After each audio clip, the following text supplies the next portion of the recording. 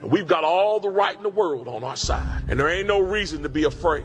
And there ain't no reason to not take the challenge dead on. Because I'm going to tell you who we come from, folks. We don't come from some weak, jellyback, spineless people. That's not who we come from. None of us. And it doesn't matter what color you are, what nation your folks hail from, how much money you got. We all share the same name. We are Americans. And at Bunker Hill, there was Americans. And at Fredericksburg and Gettysburg, there was Americans. And at Iwo Jima, raising that flag on Suribachi, it was Americans. And at Pork Chop Hill, there was Americans. Khe Sanh, there was Americans. And on 9/11, there was Americans who ran towards those burning buildings. That is who you share your heritage with. You do not share your heritage with a weak and ineffective people who cower at the sight of trouble. You share your heritage with a strong and brave people who are determined to hold on to their freedom and for the freedom of future generations. Guys, it's time for us to stand up and be that generation. It's time for us to stand strong and proud and remember who we are. That we are Americans. And as long as we stand as the vanguard of freedom in this nation, freedom will survive you. Not only survive, it will thrive. So guys, it's time to put on our packs. It's time to fix those bayonets. It's time to get ready. We got a fight on our hands. And our fight is not for us, for all those generations that's going to come behind us. Let's save America, folks. We hold these truths to be self-evident. That all men are created equal, that they are endowed by their Creator with certain unalienable rights, that among these are life, liberty, and the pursuit of happiness. Okay, folks, welcome to the program. This is going to be a hard program. It is. I'm going to show you things you wish you'd never seen. And we're going to ask some tough questions. Consider this just kind of a advanced college course. We're going to talk about a few things, some serious things that we need to talk about. And I'm going to start by asking you just a few series of questions. I'm asking it, would you please answer in chat? And the first question is, do you believe that right now, not only our nation, but the world is under attack, and we're going through a spiritual war between darkness and light, or good and evil? Do you believe that's actually going on? Do you see that that's what's out there? Put it in chat, yes or no, as to what you think. You know, many are saying yes, that we're indeed in a spiritual war. The next question I have to ask is, do you believe that we're seeing tactics now in this war that are not only much more in our face, but maybe one of the primary tools are psychological warfare? Do you believe that there's a tremendous amount of psychological warfare going on right now around the globe, everywhere else? Psychological warfare, that they're deploying it. Do you believe that now, because we live in this social media culture, constant world of broadcasting? Now pay attention to how I ask this so you answer it right or appropriately for you. Do you believe that, just like times in the past when they would use radio or television or news to crap in people's craniums, do you believe that the bad guys, listen to the question, do you believe that the bad guys, the people that want to run everything, stay away from social media and don't use it? In other words, is social media pure and honest and real, and where the bad guys only play is in newspapers and magazine stories and traditional television? Do you think social media is protected from any of that, clean and real? not subject to the infestation of crap? Of course, you know that's not true. Another question for you. Do you believe that things are coming to our shores and in our schools that are attempting to destroy the family unit? Two-part question. Destroy the family unit and destroy God. Do you believe right now what's attempting to be destroyed is the family unit and God? Right? And God. Absolutely. We know that's going on. Last question. It'll be a two-part question.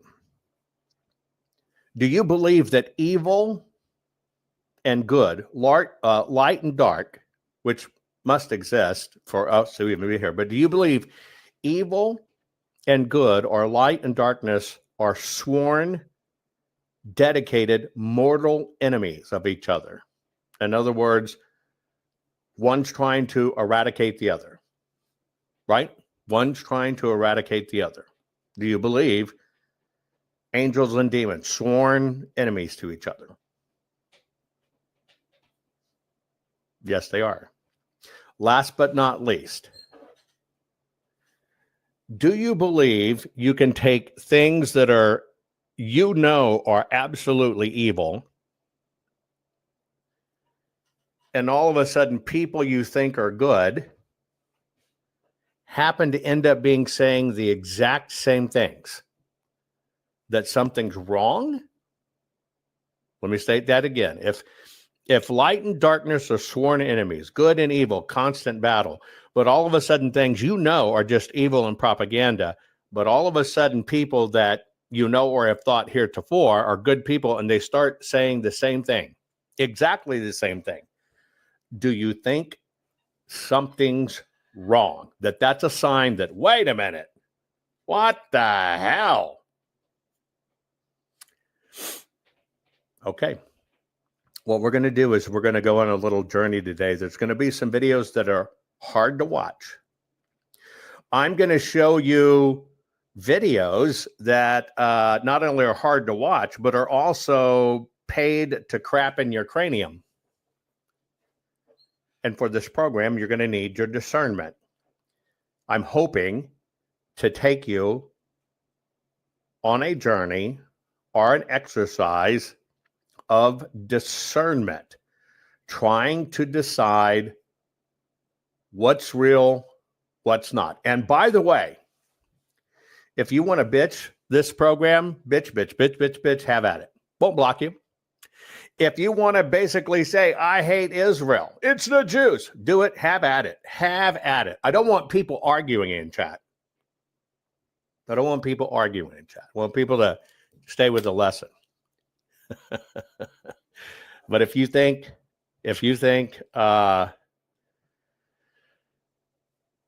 Jews are bad, right? Or stuff like that, or Bible's fake, you're entitled to your views. The only thing absolutely forbidden here, because we've solved it beyond a shadow of a doubt, is you can't believe the PCAPs are real, because they're not. That's just proven. Okay. I'm warning you. I could have dove into research more and more on this, but we're going to try to seek some questions together. If you believe that Israel is the con here to destroy it all and they're doing everything, by the way, folks, I'll send you a link. Come on, prove your case. Let's hear from you. Let's hear from you. Let's talk. Because the goal of today's program is, what is the real deal? That's it. What is the real deal? Con or concerning? Let's just explore it. You got just under 2 minutes to get friends and family involved. Let's get started. Warning. The following program has been rated Gilligaff and is intended for open-minded audiences. If the truth offends you, or if you are allergic to focused intensity, intellectual athleticism, or the occasional F-bomb or even irreverent humor, please switch off now. If your delicate sensibilities need to be worried about or addressed, might we recommend the Underwater Basket Weaving channel to you? Otherwise, sit back, enjoy the wisdom, insight, and wicked sense of humor. Cut the crap. How many times a day do you want to say that to politicians, the elite, the loony liberals, the fake news media, and the gender-confused, emotional socialist snowflake crowd? Cut the crap is your secret weapon for fighting for our freedoms and our great republic. It all begins with a massive mental enema, freeing you from the toxic news and politically correct views, which constipate your consciousness with stinking thinking. Your host, Joe Von Hutton Pulitzer. He's known for calling out politicians and telling them to cut the crap. You've seen him on virtually every television network and listened to him on Coast to Coast Radio. And now he's here to help you learn to fight for America. Culture, race, and American politics. They all have one thing in common. They all need to cut the crap. Now, here's your host, Joe Von Hutton Pulitzer.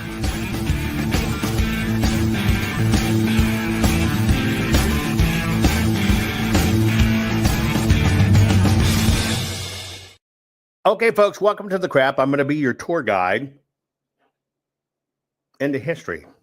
I'm going to be your tour guide for social media for the moment to take a look at some things that are significantly concerning.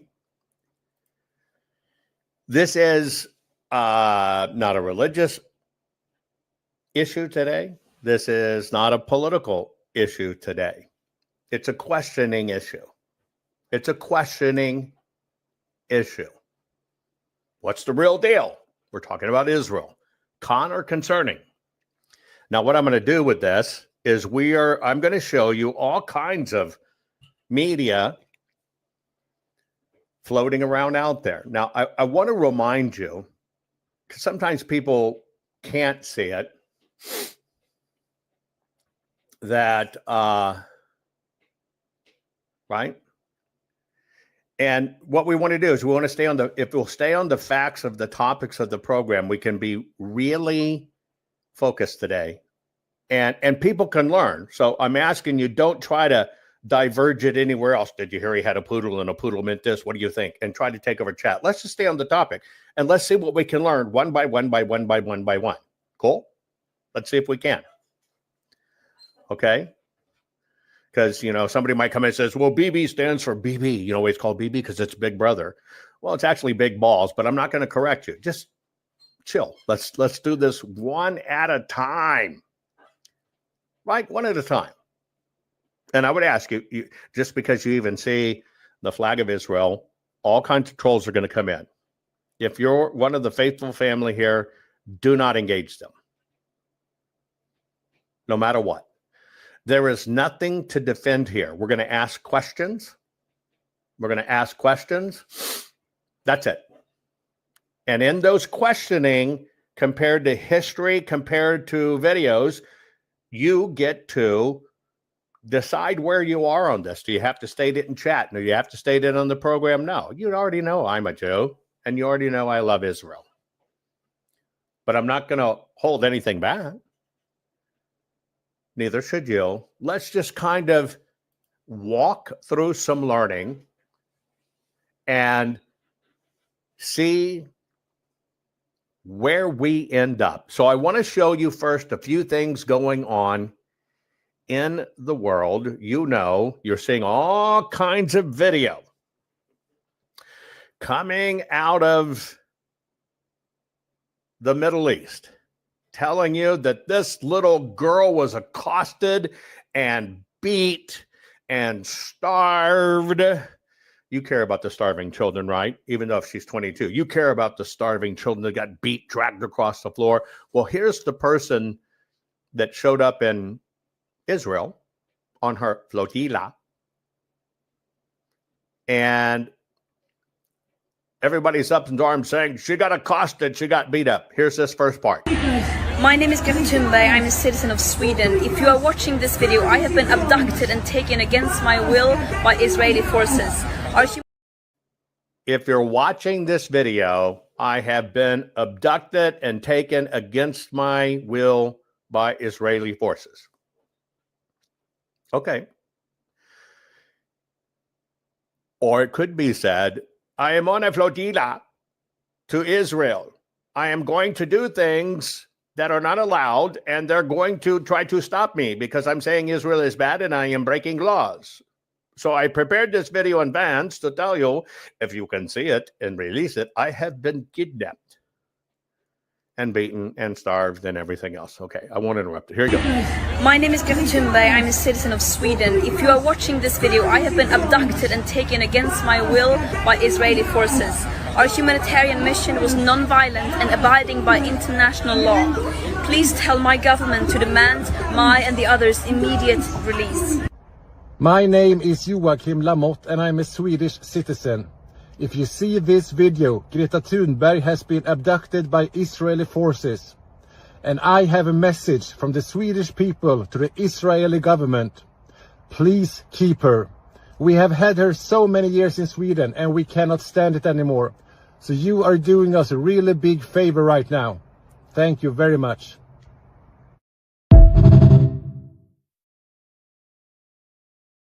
First, let's analyze that. If you had a piece of paper for today's program, I want you to take out a piece of paper. I want you to fold it in half. We're going to say the left side is your category for bad or evil or questionable. Your right side is for good people, good things, whatever. And you're going to write it down. So first, I'm going to ask you, what category would Greta from Norway, what category would she be in your world? Is she one of the disruptors that's used like a puppet, meat puppet, or she's one of the good guys? Put it on your left side of your paper. Trust me, do this. Put it on the left side of the paper, the right side of the paper. The next thing is I've always taught you words matter. Yes, I do think she's a fraudster. Yes, I do think she's a BS puppet elevated, right? That's her job. She's a hoodwinker, a nutcase, a commie.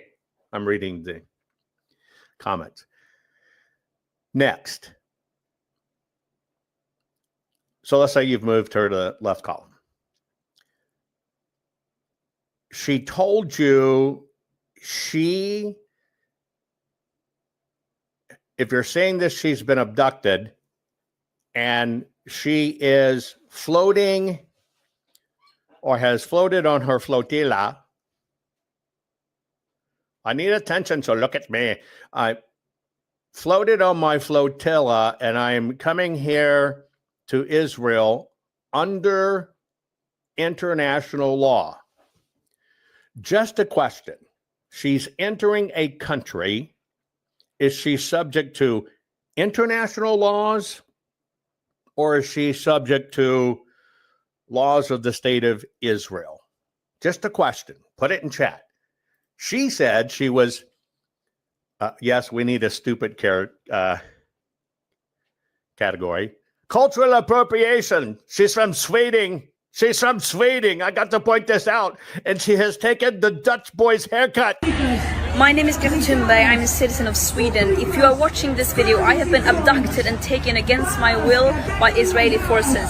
Our humanitarian mission was non-violent and abiding by international law. Humanitarian mission, no supplies or anything. Humanitarian mission, abiding by international law. Just a question. When she comes into Israel and does what she does, floating in from the whatever with her Dutch culture appropriated paint boy, the Dutch boy hair, is she subject to international law or is she subject to the laws of Israel? Which is it? Simple question. You know it. It's the law of Israel. Law of Israel. You do understand that one of the things the world is trying to do is get all of us under what? International law. Now, I just want to point that out to you. The system's goal is to push us all together in one kind of group and be subject to international law. It's why the WF is around and UN wants to do things and tell us we can't do this and you have to do this, because everybody's trying to push it to international law. So can we agree with that she might go in the category of the left? Okay. Now, I want to pay attention. When she first came to prominence, what was her thing? And you're right. Globalist law. Right? That's what they're doing. When she first came to prominence, what was her platform of the day? The environment. Is she there, climate, is she there to help Israel with their climate?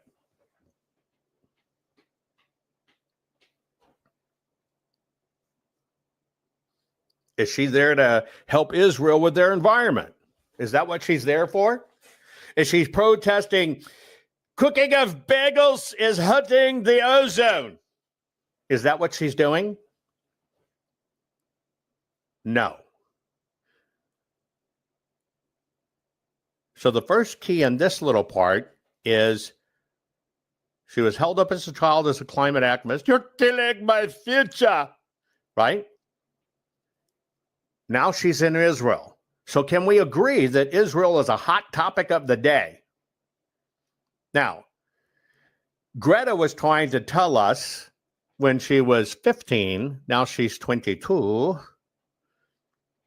that she wouldn't make it to 22 because in 4 years the planet will be dead. I will be dead. You will kill my future. Now you need to understand that was a recent video she just recorded. So she didn't die. The world didn't burn. Now she's hoping people forgets that because now she's a marcher for Palestine and against Israel. You get it? How dare you not understand what I'm saying? How dare you? But you understand what I'm saying. So now we got Greta, Israel. Global climate laws. Just like Klaus von Steuben said. Okay. Let me show you another one. We're going to go to the UK. Now, I just showed you the shores of Israel. Remember, all we're trying to do is separate fact from fiction. That's it. I'm going to show you a lot of these. I'm going to show you some that are very disturbing. I'm going to show you some that are completely out of whack-a-doodle, whack-off. But we have to look at them. So now let's go. Don't post links in chat. Would you please? Don't post links in chat. Okay, now what we're going to do is, now we're going to go to England. Simple question.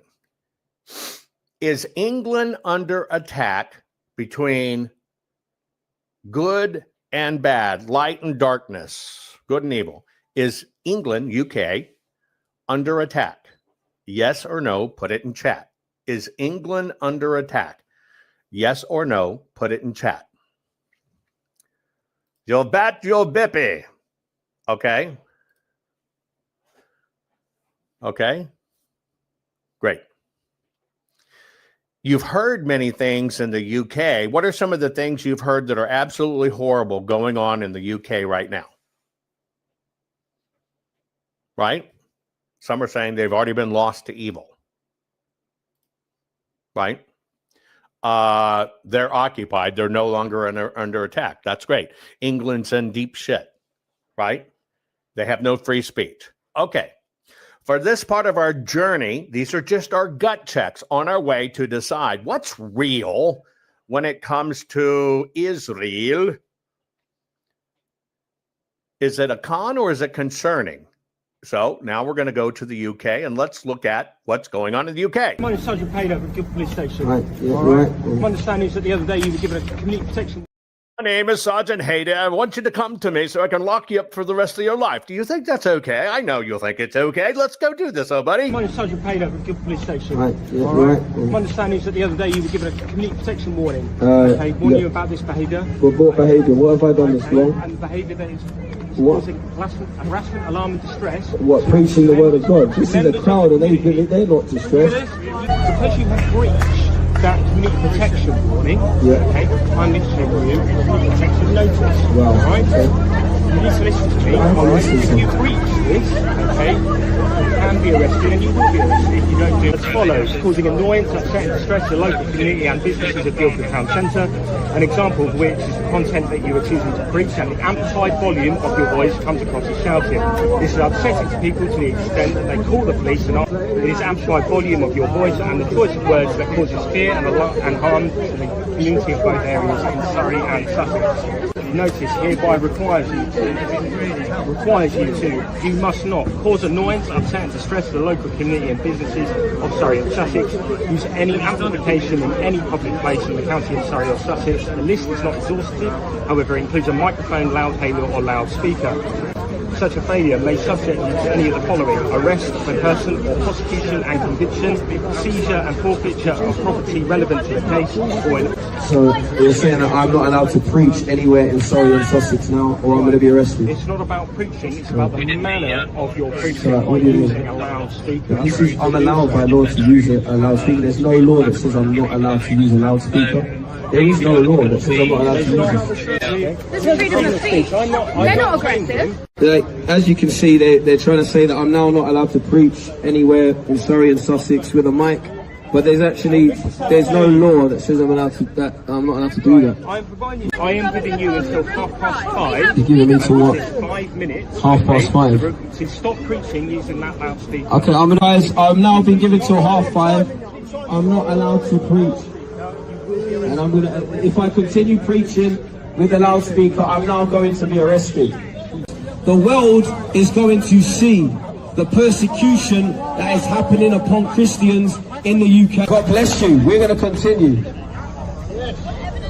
We all need to hear about Jesus. I'm going to read from the Bible because I'm allowed to preach from the Bible. The devil is trying his hardest to stop you hearing salvation in Christ. From today, may the name of Jesus be exalted. In Jesus' name. Amen. Amen. God bless you. Done. Guys, I need your prayers. The gospel won't be stopped. Well, there you go. That's the UK. And yes, if you're praying in public, no, he's not Muslim. He's a Christian. If you're praying in public, you're getting fined, warned, and then you're going to prison. Now, what was the offense they said? You can't use a speaker, is what they say. The problem is the speaker to do it. Threatened with jail. Now, let me ask you a question. On your paper that I asked you to do, your left side, take a paper vertically, fold it in, up and down vertically. Left is the bad, right is the good. Was that something being done? I mean, not the guy, but the cop doing it. Was that something being done on the bad side? Meaning you can't preach, you can't use a loudspeaker, you can't speak the word of God.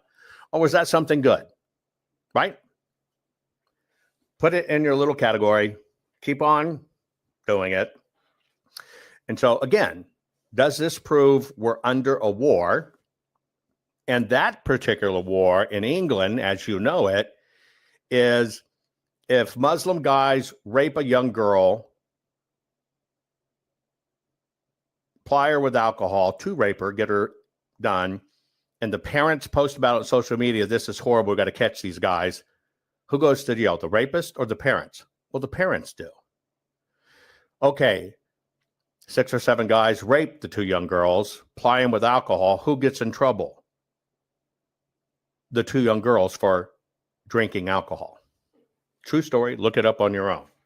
So the question is that the force of the left side or is that the force of the right side? Because in the UK, they're attacking parents' rights, everything, right? I mean, come on.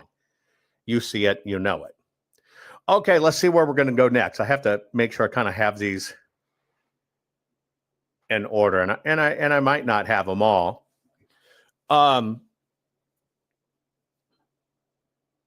So this preacher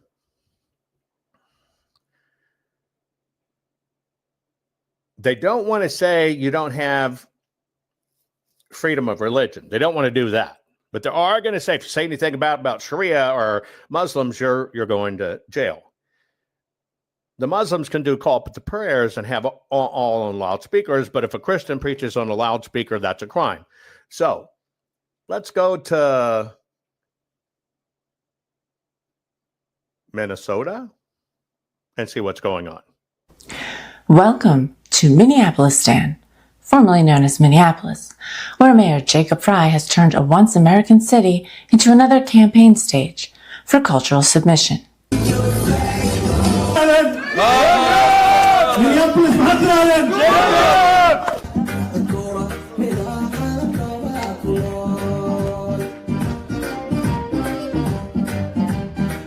At his latest rally, Frey opened in Somali, shamelessly pandering to his imported voter base, because apparently speaking English in an American city is now exclusive.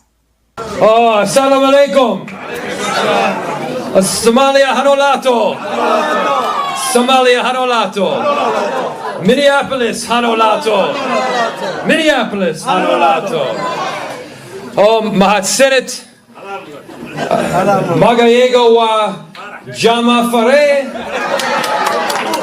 Magayego wa Yarub Farid. Magayego wa Jacob Frey. Boca Magalada, Minneapolis. Haben one accent. Walala Yal. Walala Yal. Haben one accent. Williging Ma'arakten Will Adan of Somali Goadlayo.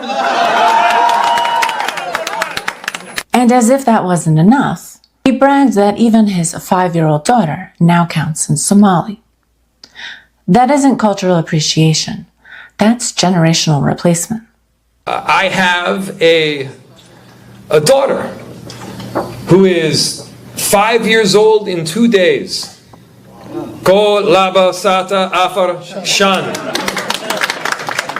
She has learned to count herself because the person among them that protects me, Ibrahim Jadal, is a Somali person himself. The people that advise me, like Ifra in my office, and Hersey in our community, and Amin in Abdi Kafir. We have an amazing team, and we are so proud to have you on it. But my daughter, getting back to my daughter, her name is Farida. This is not a coincidence. My family is your family. Your family has been my family. From the very first moments that we were out here, we have felt embraced. Abshiro back there is the aunt of Frida. Among the very first people that she met. And we now have another daughter who's 5 weeks old. Inshallah, it is a beautiful thing. And right on cue, he shared a teary-eyed, bizarre story about how a Somali runner shaped his entire life. Because no American hero could possibly inspire him. As you all know, my background is as a runner, a distance runner. And there is a long and true tradition of extraordinary distance runners that are coming out of Somalia, and Kenya too. And when I was about 10 years old, I was running along the path not too far from me. And up ahead, I saw a very tall, very dark, lanky figure coming towards me. And as he approached, I realized, oh my goodness, it is my hero. It's Abdi Bile. The world champion, the great 1,500-meter runner, the best anywhere. And I decided that I would run with him. And so I turned around and started to run one step in front of him, which is bad manners in the running world. And he put his big hand on my small shoulder and he said, Yarub, Jacob, it is not important how fast you go, it is only important that you go with purpose. And I thought that this was some Somali proverb because there are so many Somali proverbs and sayings that you should live by. But in fact, this was just the way that he talks on a regular basis. And I remembered those words. Those words were a driving force throughout my running career and in my life. This is the same man who made Minneapolis the first major American city to legalize the Islamic call to prayer 5 times a day, year-round. From 3:30 a.m. to 11 p.m., Allahu Akbar echoes across neighborhoods.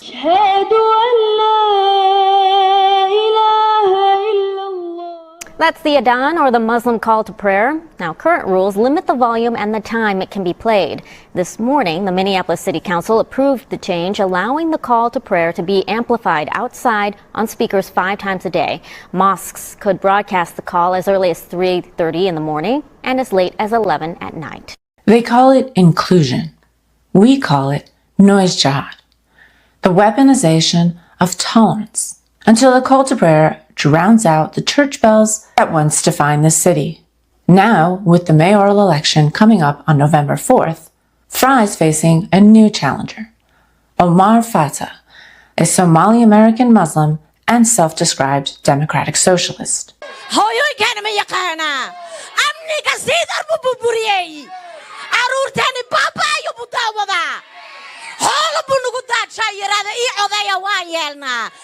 laakiinse aqli aan yeelano xoolahaan gurano cumaraan ugu shubno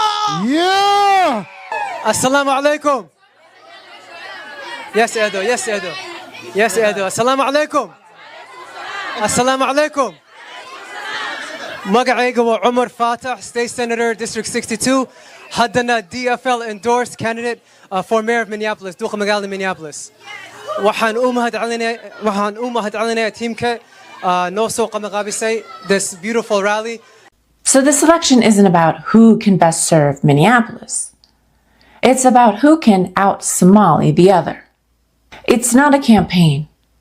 It's a conversion contest. Jacob Fry isn't governing a city anymore. He's auditioning for Mogadishu on the Mississippi. Congratulations, Mayor Fry. You've done it. Minneapolis finally feels like home. For everyone but the Americans who built it. The city that once built skylines now kneels to minarets.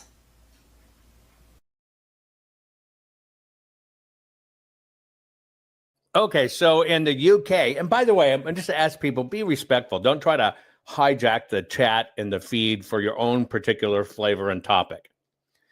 We're doing a look at all these different things and how they apply together, right?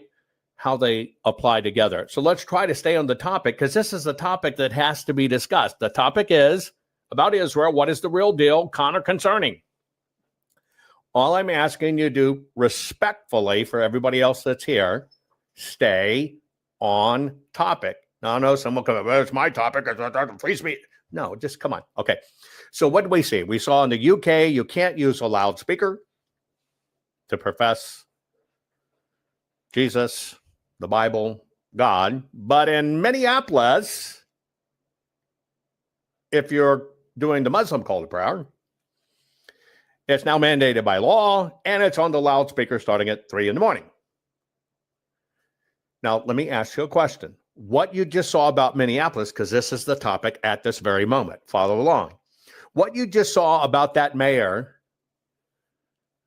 topic, and by the way, U.S. writes 0026 freedoms on Twitter. As you hear my voice, will you chill? Will you chill? My pulpit's not yours. We're following a line of deduction and reasoning politely. Would you just chill for a moment? Chill. That way, all the people following on Twitter can kind of follow along about what we're talking about. So if you're going back to your piece of paper and you've got it folded down the center, you got a left and a right. What you saw happening in Minnesota there, is that something that's happening for good?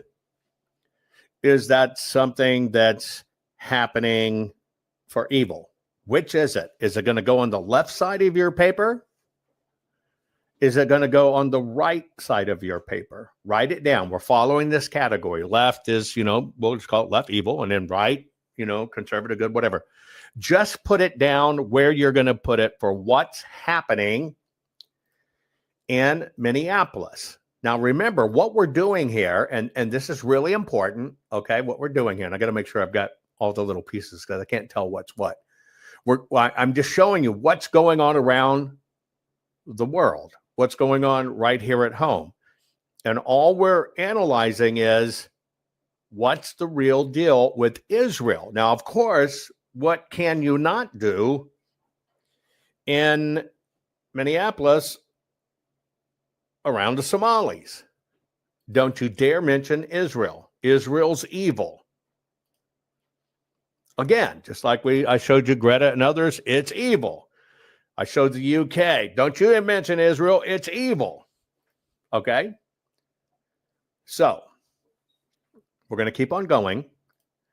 We're taking a look all across the board. I just want to see what this is real quick, so hang on. If you're a British... Right, now I know what it is. Okay. So since we talked about England, let me show you a little clip here of England, and this is about Israel and or Jews or whatever. Let me show you this particular clip that's assessing the situation in England. If you're a British Jew, a mob of 7th century savages feel comfortable driving through your neighborhood screaming about raping your daughters, but don't you dare post memes about them, or else this walking, talking meme will lock you up. A newcomer in the UK can walk free after trying to stab you, but don't you dare describe the suspect too accurately, or else you'll be the one who goes to jail. The thought police will drag you away in the middle of the night if you dare criticize a jihadist terrorist organization. You're taking me to Harrogate in the middle of the night over a tweet? I am, unfortunately. But a cultural enricher named Jihad can reportedly commit jihad on a congregation of Jews on our holiest day. His dad can praise that same terrorist organization because calling for jihad is just a culturally enriched way to express free speech, of course. Jihad! Jihad! With the full endorsement of the media. But don't you dare be a Jew in public, or else you might get arrested for instigating those jihadis by being a Jew. You are quite openly Jewish. This is a pro-Palestinian march. Thank goodness Europe has those speech codes, or else they might finish the job. Free speech was weaponized to conduct a genocide. Okay, so here's what I'm asking you to do. I showed you some of the pieces that's going on in the UK. We're going back and forth around the country. All I'm asking you to do is you're taking a sheet of paper, vertically folding it in half, right? Left side, right side. And all that you heard in that video, you saw evidence. Oh, you made a mean tweet about Muslims. We're here to arrest you, right? Somebody that's a Muslim wants to stab people in the shops. The people that said that was a Muslim doing it, the police came and rounded them up. The people that tweeted there was a Muslim stabbing people in the shops, the people who tweeted about it and reported it were rounded up. Now, I'm just asking you a question. They're endorsing Islam by protecting it. You can't do anything Jewish. You can't pray Hebraic prayers. You can't pray Christian prayers. For those, you're going to go to jail. Now, let me ask you a question. Does that go on the left side of your paper or the right side of your paper? Remember, the drill is we're just trying to separate facts from fiction. You folded your paper from top to bottom, one seam down the center of it. Now you got two sides. Left side is left here, exact. We're going to talk about Muhammad in a minute. I'd like everybody to save that because that's not the topic at this moment. At this moment. Okay? So is that going on the left side of your paper that it's bad, that they're arresting people for being Christians or being Jews that they're saying you can't say anything about Muslims? Is that the left side of your paper? It's bad. Or is that the right side of your paper saying that's right? Well, that's the right thing they do. They should do it on the right, because you have to stop Christian pairs. You have to let the Muslims go because they're poor, offended people. Most of you are saying it goes on the left. Okay. You're following me so far. Remember, the drill is only, this is not religious. This is not political. This is only what is the real deal regarding Israel. Is it a con or concerning? Now, let's keep on going, okay? I'll do one more in the UK real quick. Here is a Muslim that goes into a church under the guise she wants to know about God. You tell me, is this something you put on the left side of your category she's doing, or is it something you put on the right side of your category? Disgrace. You disrespected the space. No. You disrespected the space.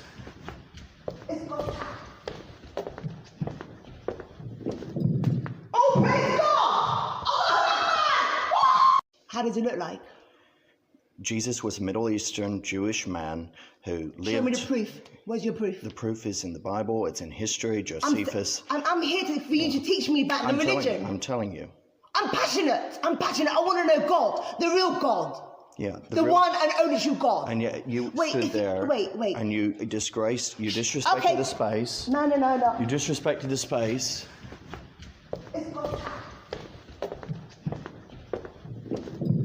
Oh, praise God! Okay, so put this on. Is it the left side of your paper? It's insulting, it's mocking, it's crap, mocking Christians, or is it the right side of the paper that it's true and good? Now, it's interesting. She wants to know about the one true Jew God. I don't really see instances of Jews breaking into mosque, going up to the Muslims saying, Baruch Hashem. I don't think I see that. Have you ever seen that? Do Christian preachers break into a mosque and do an altar call to join your Lord Jesus Christ or anything like that? No. So again, but it is Christians, etc., that are getting mocked for it. Put it on the left side of your paper, put it on the right side of your paper.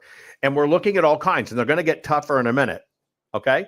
Let's take a look at this one. You will have to read the chyron on the screen as to what he's preaching. Pay attention. كل مكان يجب أن نهجم على كل يهودي متواجد في الكرة الأرضية ذبحا وقتلا بإذن الله سبحانه وتعالى. بكفي تسخين خلاص. اسخنا على آخر احنا اتفجرنا.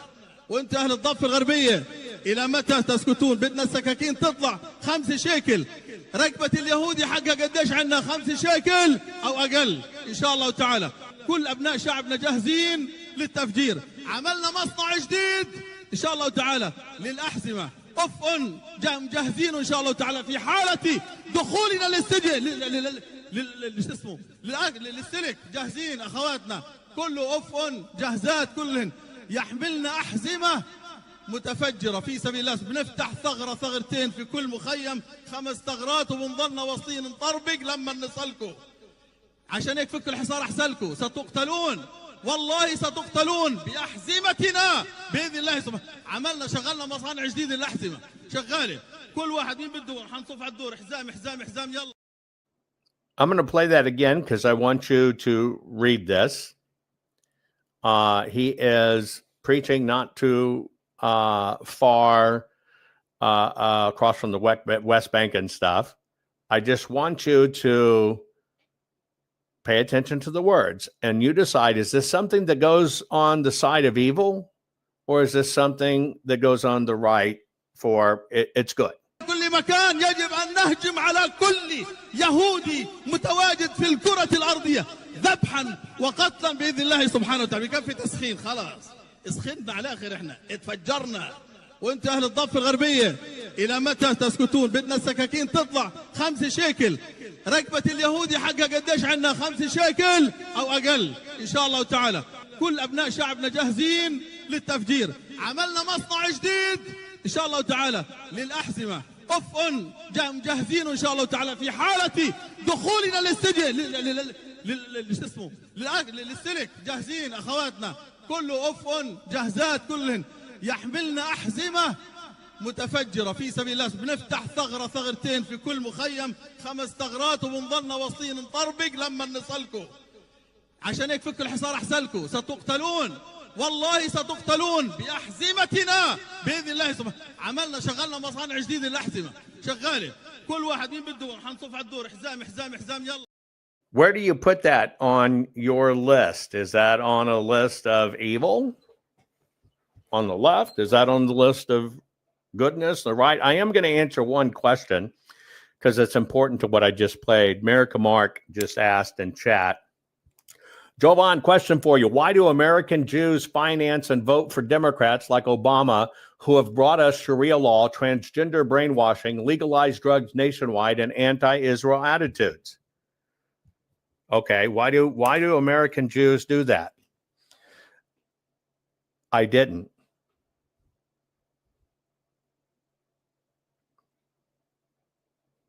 I'm an American Jew. I didn't. I didn't vote for Sharia law. I didn't vote for Democrats.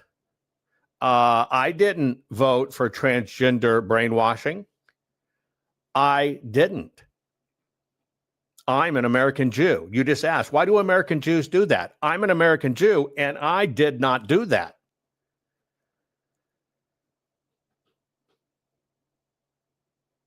You want to know who voted for that?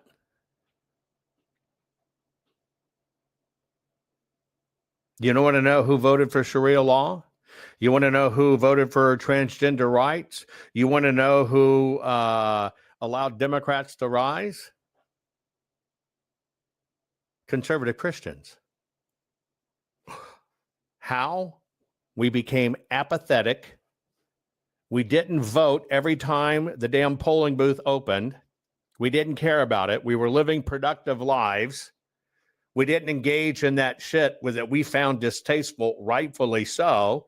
And it happened under our watch, and we outnumber them millions to their thousands. We let it happen because we did not engage. Right? Right? Etc. And yes, I told you all the anti-Semites can hammer, and you got to listen to Nick Fuentes. Yeah. Oh, geez. That one knocked down my microphone. It was so bad. Oh, wait. Hang on. Hold on. Hold it, baby. Boy, imagine that. My whole mic went down. Right? Let's just think about this. Oh, you got to go listen to Nick Fuentes on the ADL. Let me paraphrase that for you. You've got to go listen to somebody from nowhere that nobody knows, has any background, actually has no education or whatever, just kind of come out of somewhere. You could listen to what he thinks about it. Okay, have at it. And while you're at it, there's a kid that talks a lot about election integrity, has a great following, and he just came out of his job at Taco Bell. And that's where I get my election advice. Come on. But okay.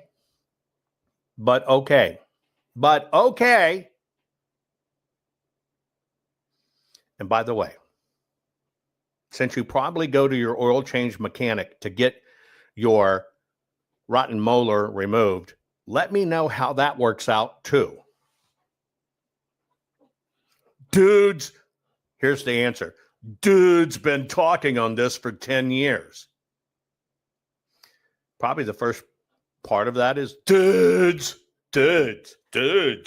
Dude. Wait, maybe you meant, dude, been talking on this for 10 years.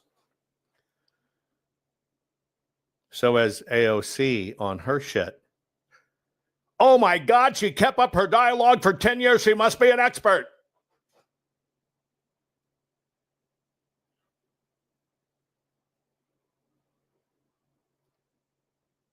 Dude. Dude. Dude. Dude. Bro. Dude. That's one of my, in my meetings, at the corporate level, if anybody comes into a meeting in any way, whether we're dealing with investments, technology, whatever, right? Oh, I was triggered. Oh, you got me. I was triggered. No, dude. In case you didn't get it, was about you. Dude. You. When I have grown men walk into a meeting and they'll say something like, dude, you're not paying attention. You know what I do? There's the door. We ain't on a college campus or a high school campus.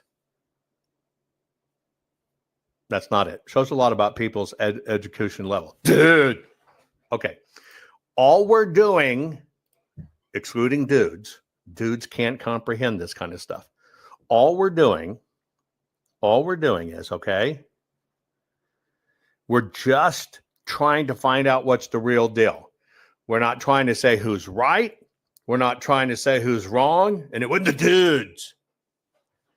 We're looking at facts. That's it. We're looking at facts. Okay, dude? Bro. Hang in there. Bro. Okay. That's all we're doing. That's it.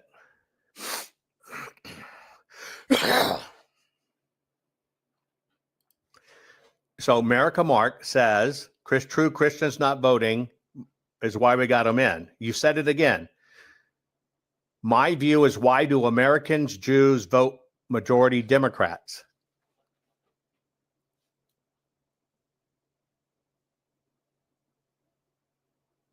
I'm an American Jew.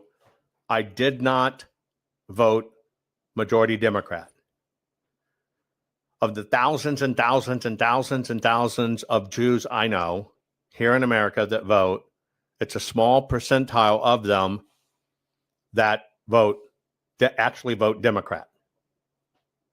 So see, I'm confused in your language of American Jews. And that's the whole point of this program.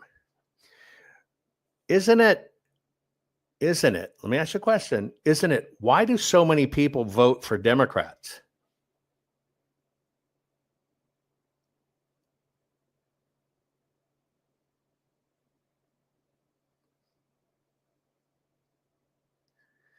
Have you seen, and people are actually saying total bullshit, total hearsay, absolute horseshit, but the majority of, no, it's not true. It is not true. It is not true. But I know you saw a debate between the kid at Taco Bell and the dude that's been talking about it for 10 years, dude. And they said it was. I'm telling you, in my world as a Jew, it's not a correct fact you just said, which is my point today. You might not be a hater of the Jews, but you'll come out with, but all the American Jews vote Democrat. You just carried their messaging they want you to carry. And over here, people look at you and go, you're a strong conservative. And what did you just say? All the American Jews vote Democrat.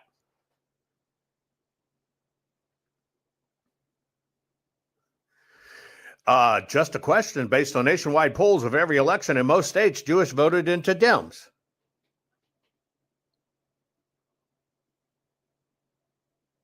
You're not even getting the point, are you? I'm sitting here as an American Jew telling you. I'm sitting here as an American Jew with tons of American Jews around me. Some of the hardest fighters there are fighting to save this country.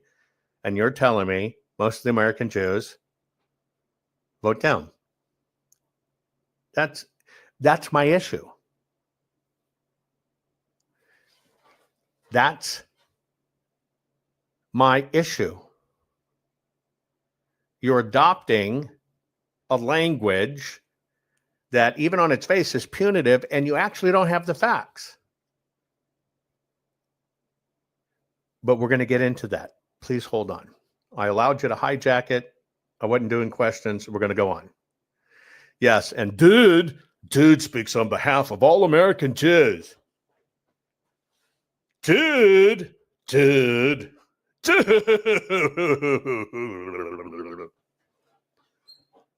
Okay, ready? Here's what we're doing.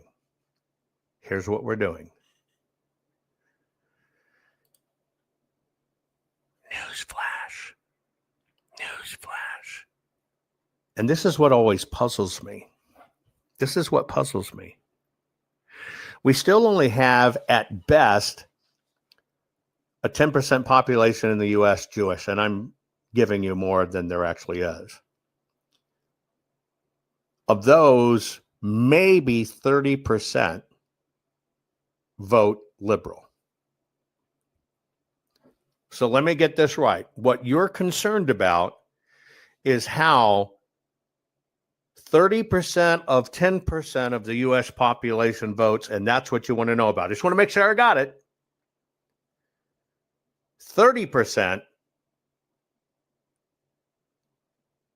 of 10% votes Democrat, and you want to know why it is. And there you go. See, what you're doing by buying into that stream, you know what you're not doing? You're not looking at, ready for this? 90% of the rest of the population. You get my point? See, through keywords, through trigger words, you adapt a point and you run with it. Your question, why do all American Jews vote Democrat? Put them in and vote for transgender and or whatever. Okay, so here you go.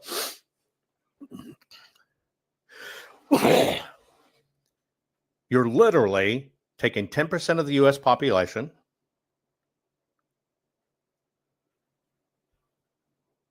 and then of that 10%, you're taking 30% who are liberals.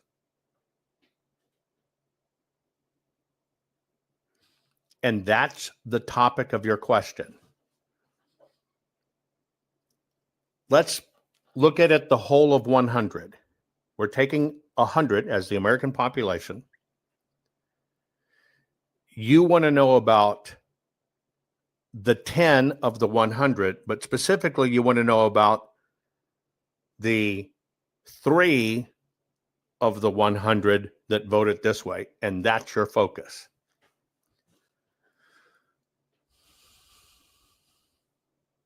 That's my point. You've been trained well. Now you excuse it. I'm not a Jew hater. I'm a Jew. It's best based on election polls.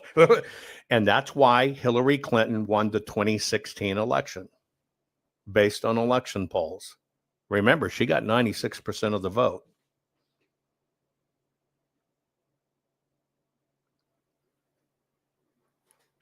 Yeah, polls. That's why Hillary won the 2016 election and Donald Trump didn't, because she, according to the polls, got 96% of the vote.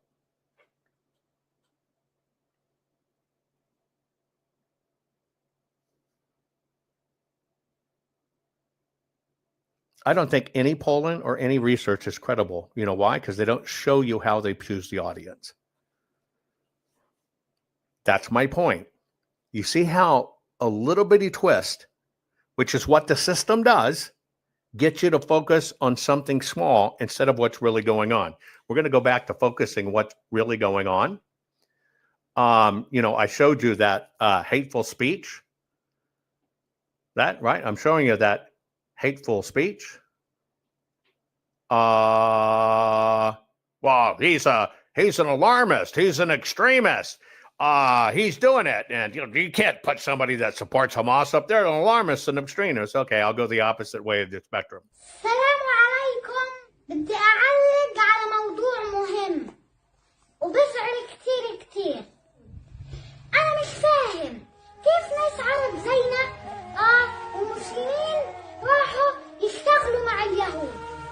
اليهود اللي خانوا العهد مع الرسول صلى الله عليه وسلم. يا عربي يا مسلم، كيف بتتعاون مع يهودي قاتل مجرم بتفرقش معاه بقتل طفل أخذ أرضنا وسماها إسرائيل؟ مطبعين. بس أنا بحب أحكي لكم حاجة، إنه هذه أرضنا ومش للبيع، وهذا وعد الله وربنا عز وجل وعدنا إنه إحنا إن شاء الله حناخد أرضنا من اليهود غصب عنه. والله أكبر والنصر للإسلام.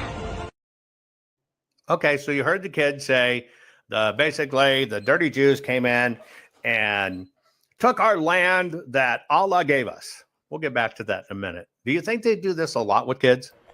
إنهم هدول مش منيح وهدول بقتلوا قاعدين بشبابنا بحكوا. That little kid's speech before we got distracted with dude. Is this on the right or the left? Play it again. السلام عليكم. بدي أعلق على موضوع مهم وبزعل كتير. أنا مش فاهم. I want to remind you, America, when you go look at the polls, remember having a rebel flag, having a Marine flag, saying MAGA, saying American is great, that is domestic terrorism. We know it because they took a poll. Anyway, tell me if this kid's on the left or the right. السلام عليكم. بدي أعلق على موضوع مهم وبزعل كتير. أنا مش فاهم كيف ناس عرب زينا ومسلمين راحوا يشتغلوا مع اليهود. اليهود اللي خانوا العهد مع الرسول صلى الله عليه وسلم. يا عربي يا مسلم، كيف بتتعاون مع يهودي قاتل مجرم بتفرقش معاه بقتل طفل أخذ أرضنا وسماها إسرائيل؟ مطبعين. بس أنا بحب أحكي لكم حاجة، إنه هذه أرضنا ومش للبيع، وهذا وعد الله وربنا عز وجل وعدنا إنه إحنا إن شاء الله حناخد أرضنا من اليهود غصب عنه. والله أكبر والنصر للإسلام. Okay, so Muhammad said God gave this land, etc., etc., etc. Again, do you put that on the left or the right? Indoctrination, good or whatever. Here's more of school kids, because I played a person supporting Hamas at the earlier part. إنهم هدول مش منيح وهدول بقتلوا قاعدين بشبابنا بحكوا لنا هدول غدارين وبحكوا لنا إنه هدول بغدرونا هدول مش منيح إذا بطع. By the way, I want to let you know this particular video I played for you several years ago, and I told you this was the USAID funding for the schools there, and this is what they're teaching kids in the schools that our own government paid for. All that crooked funding that Doge found, here's a kid of that environment. إنهم هدول مش منيح وهدول بقتلوا قاعدين بشبابنا بحكوا لنا هدول غدارين وبحكوا لنا إنه هدول بغدرونا هدول مش منيح إذا بطعن بدعس عليهم. عمل عمليات. كيف يعني؟ الدعس، عمليات الدعس، عمليات الطعن والاشتباك المسلح في المخيمات. ايش اكيد هدول العمليات ترفع الراس ولفلسطين. العمليات هاي تاعت الدعس والسكاكين هاي اشي بيرفع الراس لفلسطين. بس بدك بطلع بستشهد عادي. انا ان شاء الله اساعد الشباب وان شاء الله اصير مقاوم بالمستقبل مع الدولة. By the way, our taxpayer dollars paid for that crap. We actually found out that some of the teachers there were the actual terrorists that attacked on October 7th. Now, that kid, his statements, how he's taught, does that go on the left side of your paper or the right side of your paper? Does it go on the left side of your paper or does it go on the right side of your paper? Because now we're going to get a little bit deeper. Remember, all we're trying to find out, what is the real deal? Is this all this stuff about Israel a con or is it concerning? I want to remind you at the top of the program, I said, hey, is there evil and good battling? Is there spirits, angels, and demons battling? Is there light and darkness battling? Are they ever going to be buddies? Are they ever going to be friends? Or if they were all of a sudden friends, would you go, what the hell? Because you know they're mortal enemies. I want you to remember that in mind because I'm not done. And now I pray you really pay attention. I'm going to show you a few other. I got to remember which one this is. Hold on. I've already given you that one. Can't preach. So I'm going to show you some of the other stuff going on. Let me show you this real quick. It's already been done. There should have been no marches for the last 2 years. It's not just now. I fear that the situation is beyond redemption. This is a Jew in the UK on the news stating actual facts on the news, but he actually gets boycotted. It's already been done. There should have been no marches for the last 2 years. It's not just now. I fear that the situation is beyond redemption. We have a situation in schools where Jewish children are being abused and insulted because they're Jewish, a situation in hospitals where Jewish patients have to be treated by nurses wearing Free Palestine badges. We have a situation in higher education where Jews are frankly frightened to go about their lawful studies because of being frankly terrorized by Islamic extremists. We have a situation in entertainment where we're seeing Jewish actors being discriminated against, and also in sport. Gary, when you saw David Lammy and other Labour politicians turning up at some of the memorial events and the gatherings, just tell us, how would that come across to British Jews? I'm not a fan of Boris Johnson, but he used a great expression, vomit-inducing. Right. That is how it comes across. I'm just going to show our viewers what happened when David Lammy turned up today at one of these events. So therefore, I have great pleasure in introducing our Deputy Prime Minister, David Lammy. And before I do, please, please, please, please, please, we know how we all feel. We know how we all feel. Go to Palestine!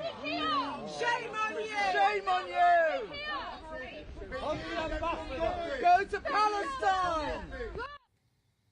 Go to Palestine, you're not welcome here. Pretty loud, and that heckling did carry on throughout David Lammy's speech. I'm not remotely surprised. We have a situation where both this Labour government and the previous Conservative government have lacked the will to do anything about anti-Semitism. We see the actual outcomes I expressed earlier, but what should have happened is firstly, that the marches should never have been allowed, as they weren't allowed in France and Germany. And secondly, we should have gone a step further, which I know is controversial what I'm about to say now. We should have banned the Palestinian flag. It's a flag of a fictitious country, which Keir Starmer has tried to make less fictitious for his own political ends. But it is nevertheless a fictitious country, and it is essentially a hate flag. Just as the Hamas flag and the Hezbollah flag are banned, so should the Palestinian flag be banned as well. What do you... So, here's the question. What is the real deal, con or concerning? That fellow's telling it like it is on the news in the UK. If you had to put him down on the piece of paper, is he on the left, kill the Jews, or is he on the right saying, these guys support terrorism, etc.? We can't even speak about it. We're shut out. We're moved down. Which side of the paper does that fellow go on, left or right? Okay? All we're doing is a litmus test, and we're about to get to some very tough answers, very tough things, okay?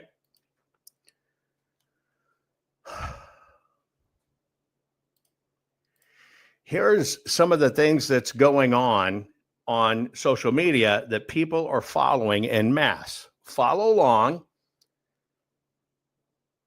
Tell me, does it go on the left? Does it go on the right? By the way, it's under the guise of the right. Like for me, like I am a National Socialist, and openly so. And all of these crimes are attributed to National Socialism, which are just bullshit. The Holocaust, it's bullshit. We are ruled by an international clique that has been able to enforce this lie upon the world. The people... Okay, I'm going to start from there. You're being told that the Holocaust was bullshit and never happened. Supposedly on the right. Now, here's where I get to my tough question. What happens when worlds collide? when you have Hamas saying the Holocaust was a lie, Jews are evil, Jews run everything, and then all of a sudden you have people popping up on the right. What? Like for me, like I am a National Socialist, and openly so. And all of these crimes are attributed to National Socialism, which are just bullshit. Holocaust, it's bullshit. We are ruled by an international clique that has been able to enforce this lie upon the world. The people who have promoted this lie are the same people who rule over you. The Nazis experimented on innocent people. And by the way, Sheena says, the more aggressive you push, the harder the boot stomps on their necks, the bigger revolt will grow. Keep pushing. Pro-Palestinian sentiment grows. Okay. Nice to have you. Thank you. Your opinion is acknowledged. Boot on my neck. I got to get this boot off my neck. Hang on. I'll play you this. Like for me, like I am a National Socialist, and openly so. And all of these crimes are attributed to National Socialism, which are just bullshit. Holocaust, it's bullshit. We are ruled by an international clique that has been able to enforce this lie upon the world. The people who have promoted this lie are the same people who rule over you. The Nazis experimented on innocent people. Just sounds like bizarre propaganda. Robert Maxwell, he commissioned an atlas of the Holocaust, which was then published by Pergamon Press. And Pergamon Press, as we know, was a deep state operation. Elie Wiesel, he fictionalized stories in his book Night. With him, they're establishing educational books related to the Holocaust. They published all of our textbooks growing up to teach Americans what exactly? The Jews who control America, because they don't want anything like National Socialism ever to arise again. So they have to teach all the people of Western Europe that putting your country first is evil. So what this is, and I apologize for the subliminal message under it, but I couldn't separate it out and stop it. But you have two things. Somebody who's a National Socialist, Nazis in America, extreme far right. And what it's comparing is even what, quote unquote, conservative broadcasters are now telling you. I'm going to let this play in its entirety. It's 3 minutes. Like for me, like I am a National Socialist, and openly so. And all of these crimes are attributed to National Socialism, which are just bullshit. Holocaust, it's bullshit. We are ruled by an international clique that has been able to enforce this lie upon the world. The people who have promoted this lie are the same people who rule over you. The Nazis experimented on innocent people. Just sounds like bizarre propaganda. Robert Maxwell, he commissioned an atlas of the Holocaust, which was then published by Pergamon Press. And Pergamon Press, as we know, was a deep state operation. Elie Wiesel, he fictionalized stories in his book Night. With him, they're establishing educational books related to the Holocaust. They published all of our textbooks growing up to teach Americans what exactly? The Jews who control America, because they don't want anything like National Socialism ever to arise again. So they have to teach all the people of Western Europe that putting your country first is evil, that loving your own country is evil, and they start spreading, far left ideology, degeneracy, the entire ethos of the international order that gets erected after World War II. Which is a pedophilic-centric religion that believes in demons, it believes in child sacrifice, and it is the reason that we have the circumstances that we are in today. The issue with the Jews actually isn't even primarily their political power.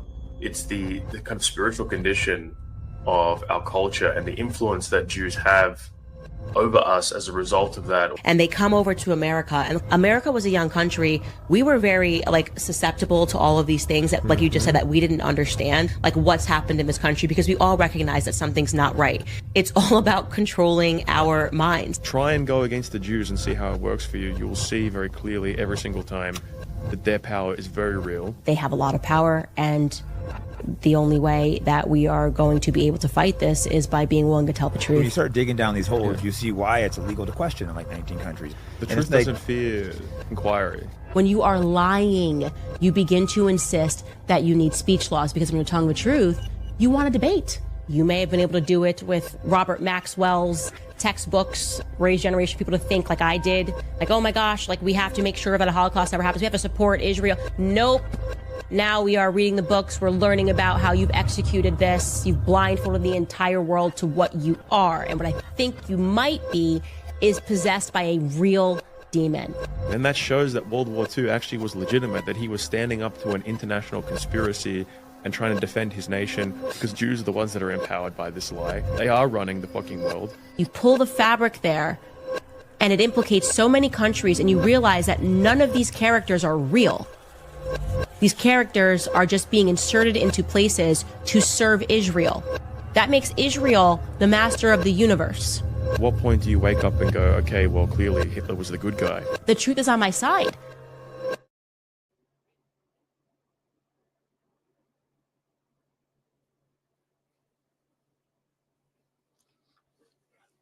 Now, I told you, and I asked you right at the top of the thing, look at your paper. And many people will have a conflict now because down that paper, you put most of it on the left. Then you come to somebody you believe is a patriot and conservative. You're going to take that.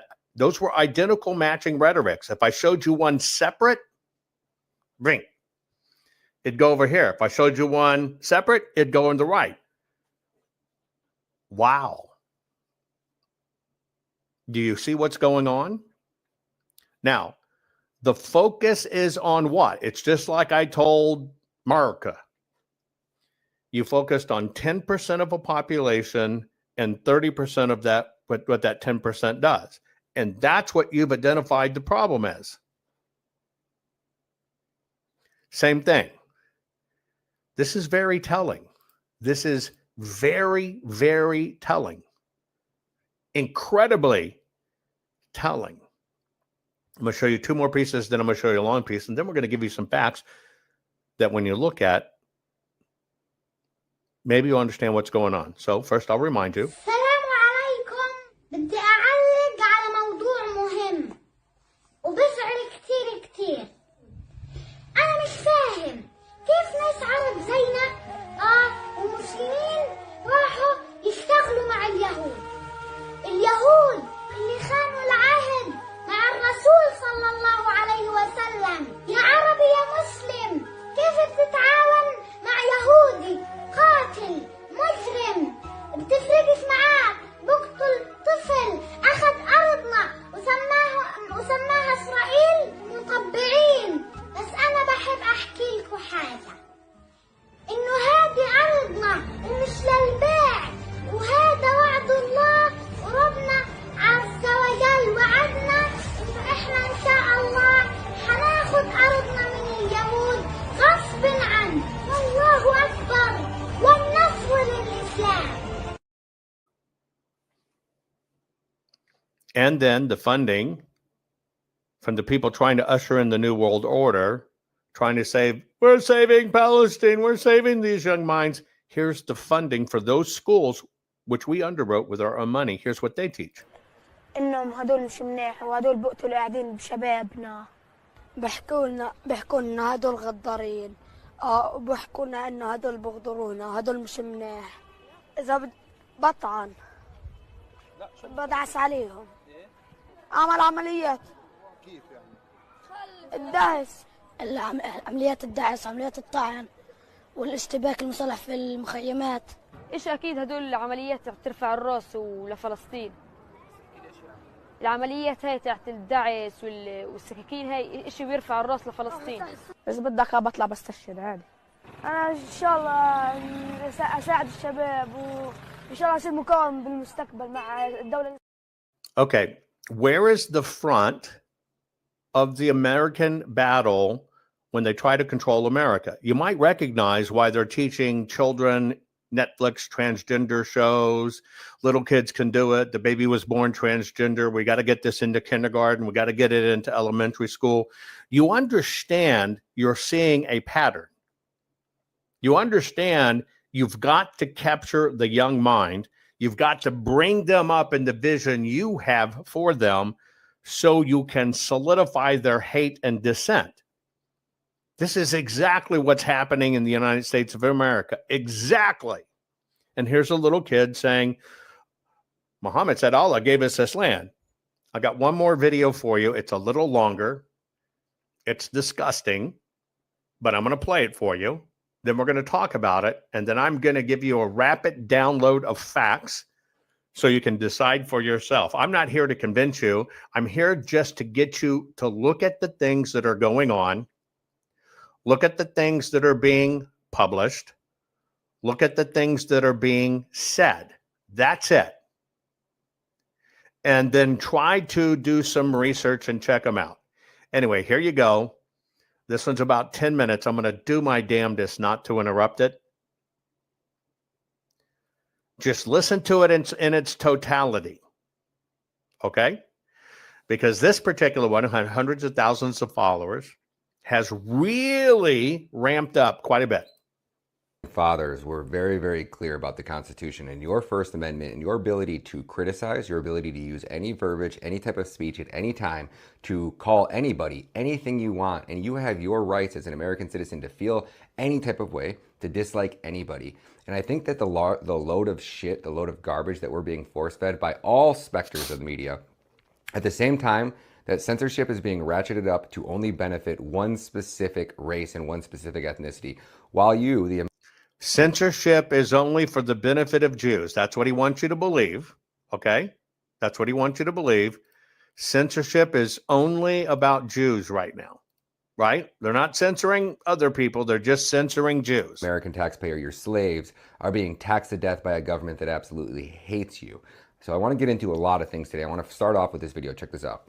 300 students are being barred from registering for courses at Northwestern University because they refused to take an anti-Semitism course that was just like pro-Israeli propaganda. But it's so crazy that like you're not going to hear anything about this from the Make America Great Again party, the Trump supporters. Like if you don't pledge allegiance to Israel, you're not going to college. Could you imagine if this was like, if you didn't take like a trans rights course or like a trans sensitivity course or something, you would hear nonstop on Fox News, right? Oh, and I think the kid has it right. There is only one race that is constantly playing the victim, and they're constantly... Okay, so we're going to fact check this, right? The transgender student basically said he was going to Northwestern University and that he had to take an anti-Semitic class. And when he refused to take it, they told him he could not attend the university. And this is going on all around the globe, which this fellow Matta says. Oh, if you don't pledge fealty to the Jews, you're not even going to go to college. Well, let's fact check this. Northwestern University has a program that is in fact called Building a Community of Respect and Breaking Down Bias. Absolute program. They're trying to comply with the administration's order. You got to stop promoting bias. You have to teach people we've got to talk about it all. You don't just isolate and silo. And so the college response, right, is to put out this program called Building a Community of Respect and Breaking Down Bias. Okay? Here is the program. It is a group of modules, meaning learning modules, chapters, okay? And it's part of their compliance and civil rights training that now has to be done under Title VI discrimination policy to continue to receive government funding. And that basically says you have to stop discrimination and harassment, okay? And so what the Northwest University has done is implemented this training program that all students have to participate in. And it's part of the Students' Code of Conduct. Here's what they teach you in this. Ready? It basically teaches you in different hate modules. Here is where hate is being focused. And here is why you shouldn't undertake the amplification of hate. You have to listen to everybody. Module number 1 is Muslims.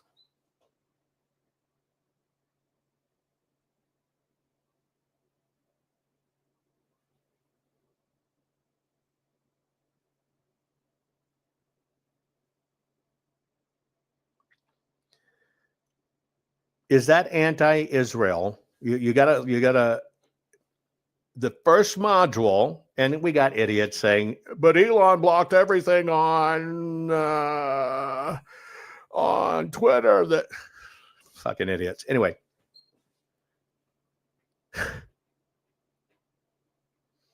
if they're teaching a module of how to accept the differences of Muslim people, is that a course that says, right? Is that a course that says you must accept Jewish propaganda and acknowledge Israel or you can't go to school? Yes or no? Well, obviously no. The next module is about Arab bias. The next module is about gender bias. The next module is about queer bias. The next module is about LGBTQ bias. Latin America bias. Islamophobia bias. Sexual orientation bias. And they do have a model about bias against Jews. Now, let me ask you a question. This falls under the university's discrimination, harassment, and religious accommodations policy. They take every one of them and state, you can't discriminate, you must accommodate, they have their rights. Let's go back to this video that's being pushed out there, and let's say where we end up on it again. I want you to listen to words. This is what's being pushed. I just read you the policy. Specific ethnicity, while you, the American taxpayer, your slaves, are being taxed to death by a government that absolutely hates you. So I want to get into a lot of things today. I want to start off with this video. Check this out.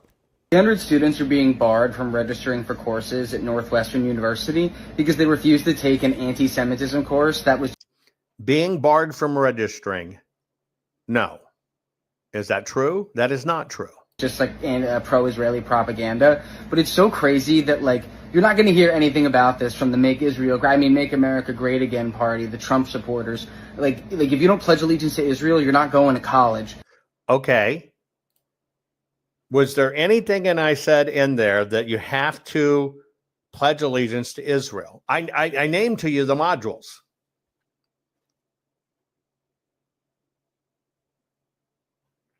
Now, what this kid should appropriately say is they're forcing me to watch something on Israel, and I don't want to watch it because Israel's bad.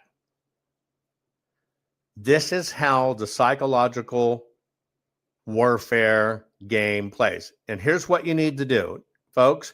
Quit engaging with Shaina, the hyena. Stop it in my chat. It takes people away from learning what they should learn because they watch the squabbling back and forth. Stop it.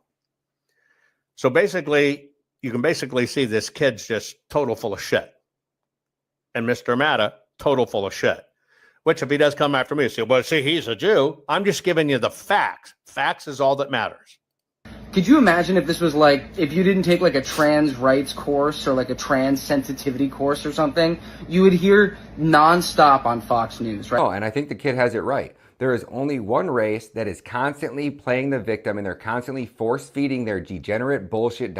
There's only one race constantly playing the victim card.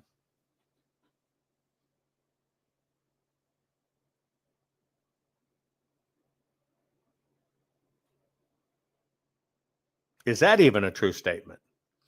Who in our society right now are playing the victim cards? Well, deport ICE, illegals, Mexicans, trans, gay, Muslims, Gaza, Palestine. Really? But see, they're guiding you along a narrative, right? Guiding you along a narrative. Let's keep on. Down our throats, and when we finally say, you know what, enough is enough, we're labeled as anti-Semites. Well, maybe there's a reason behind that. Maybe because there's only one religion that has a synagogue of Satan. Maybe that's because there's only one religion that believes that there's 8 genders. Maybe that's because there's only one religion that thinks that it's okay to mutilate a child's genitals and then orally rape that child 8 days after the child is born. And 40 babies have died from contracting herpes after they were orally raped by a rabbi. Check this out. Tzitza B'Peh is an ancient Jewish Talmudic blood ritual in which a Mohel rabbi uses his mouth to suck the blood from a baby's penis directly after it has been circumcised. This satanic ritual has been performed for thousands of years and is still practiced up until this very day on thousands of newborn babies. This ritual has caused the death of many infants due to the transmission of the herpes virus that gets passed down from the rabbi to the baby. In spite of all the potential danger to the baby and its sick and twisted nature, it is still performed daily across the globe. Let's see if we get There's this a lot audio going on in the then. world. Okay. Let's take that one. Yes, I'm showing you the sick of the sick. What is that? What is that? What is that?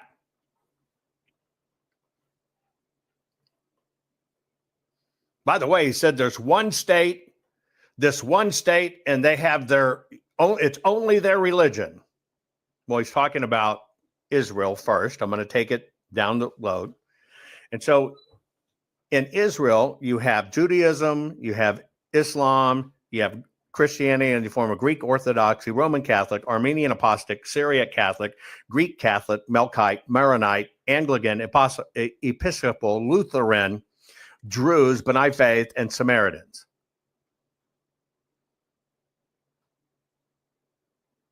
And Jews are only 74%. But yet they'll quote, only their faith is allowed, right? Only their faith is allowed, meaning you have to be Jew, that's it. Okay, next. Let's go into this issue of, now what he's trying to do, they orally rape a kid and they... Okay, first off, does this Tzitza B'Peh, am I saying that right? Take place? It's literally a description that says oral suction, right? Oral suction. Where does this come from? You ever heard of it before?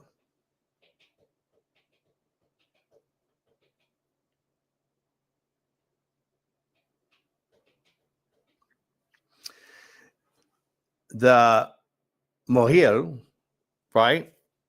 The person who would perform the circumcisions, you know it as creating calamari, comes from way in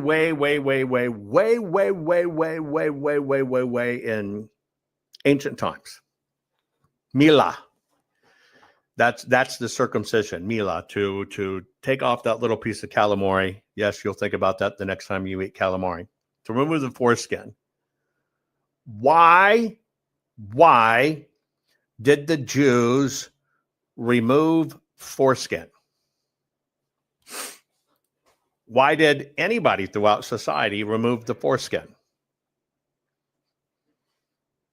Anybody know? For those of you that have done deep studies in penises, maybe you have researched it. It comes from a doctrine that had to do with health first, and then it basically became doctrine, and then people, because doctrine said it was covenant. Here's where it comes from. The foreskin of the penis holds bacteria. Dick cheese.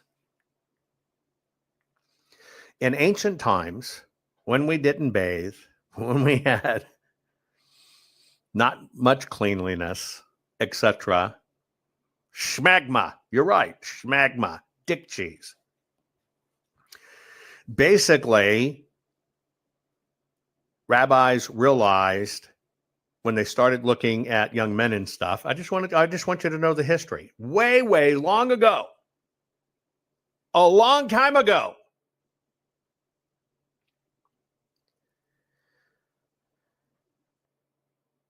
they realized we got a problem here with health. And so what they came up with is pulling the foreskin, cutting it around the head, because even in the foreskin, the head creeps out. You know, that's why attorneys wear ties. You know it, I know it, to keep the foreskin from creeping up over their head. But anyway, they would literally trim it around. It's just skin, right? They'd flip it back and do a stitch, which would permanently reveal the head. Okay? And therefore, in nakedness, because it was a Jewish thing for health, right? For health, it started to be identified with the Jews, but it was exclusively for health reasons, right? Exclusively for health reasons. Okay? And I'm being told Jews aren't white. Thank you. What am I? I didn't know I wasn't white. You've now crumbled my whole day. I'm not white. Oh no, Matthew, I'm not white. Anyway, and so what happened is the foreskin, the fact where it came about was through health, advanced health, to basically do two things: reduce infections and bacteria and reduce the killer infections where being inserted into women.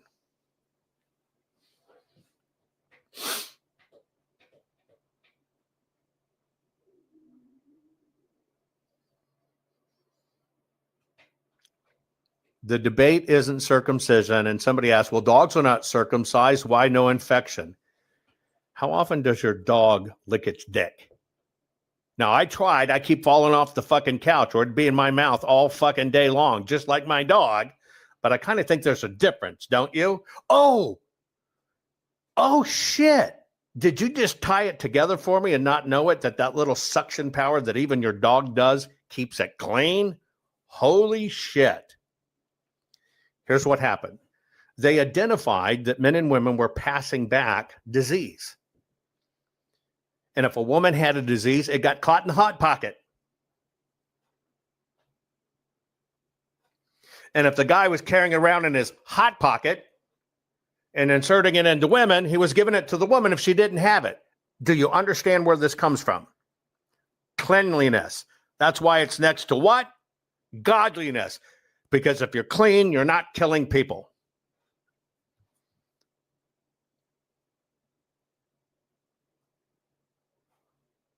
But for your point on a dog, yes, if I could clean my Winky, I'd clean it 3 or 4, 5, 6, 7 times a day. I've just been never able to master it. It hurts my back. I fall off the couch. I look weird when people look at me, but I'm just telling you. Okay, I'm just telling you. Now, that's where it comes from. And it began to be a sign of the covenant of your covenant to the one true God. It's just true. Okay? Just true. But then again, dogs smell each other's butt. Do you go around doing that? Do you go around smelling people's crotches? Think about it. If we did, we'd have a lot more friends. But I digress. Okay, now let's also go back to all the Jewish laws, and this is where people just don't know their history. Why not eat pork? Because pork, right, which is one of the filthiest animals there is, live in their excrement, eat excrement, all this other stuff. They carry disease, and pork spoiled much faster than fish or other stuff. And it created what was called trichinosis. It would fucking kill you. That's why they called it a dirty animal. Pork will kill you. It is a dirty animal. That was called trial and error and learning, folks. trial and error and learning. Because they were dirty. Cleanliness next to godliness. How about this? Don't eat shellfish. You got to remember Old Testament, New Testament. We've dealt with bacteria. We have freezers. We have smoking. We have cooking. We got to put it in ancient times. Why did they tell you don't eat shellfish? Because it would kill some people. They'd have an oyster, they'd drop dead within hours. They didn't know what it was. They just know they scavenge off the bottom, and therefore, if they eat off the bottom, don't eat it. No, where it comes from is people would die. Somebody had eaten an oyster, and by the luck of the draw, they got the bad oyster. Boom, they were dead. They just knew something went on, but they did not know what it was. Now, actually, it's kind of divine because if you look at certain things, there are far advanced parasites and bacteria in these animals, and therefore it was written in law, health-wise, to protect the people. So do you have that context? Why do we have that context? Well, you now eat oysters. They know how to identify what's bad. You now eat pork. Bacon's good. I fucking love bacon. So what this asshole Mata did to try to tell you Jews are evil, we got to go back in time, way, way back in time. And we got to go back to the Mila and the Praya, right? So they performed a circumcision, right, on a male child long ago. Oh, did they use precise, incredible surgical instruments, that sterile piece of surgical steel?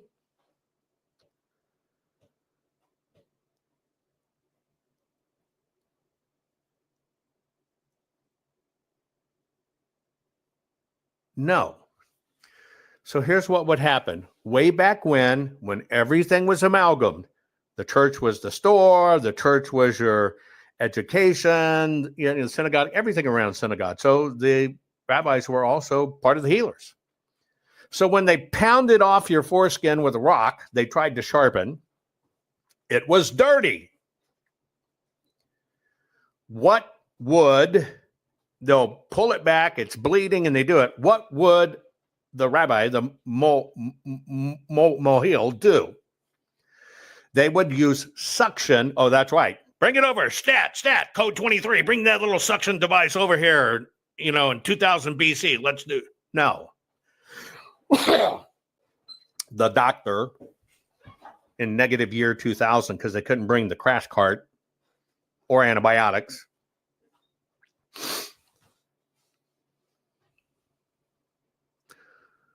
would prime the wound to purge. That was done with suction. Why are they doing that? Why is it done?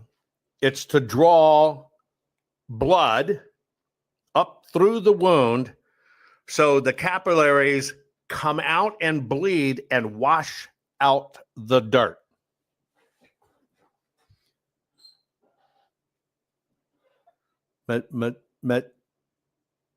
Mezitza is what it's called.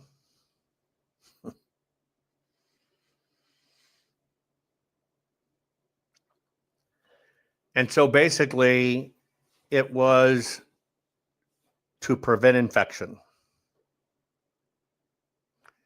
Same reason a dog licks their wounds, to prevent infection.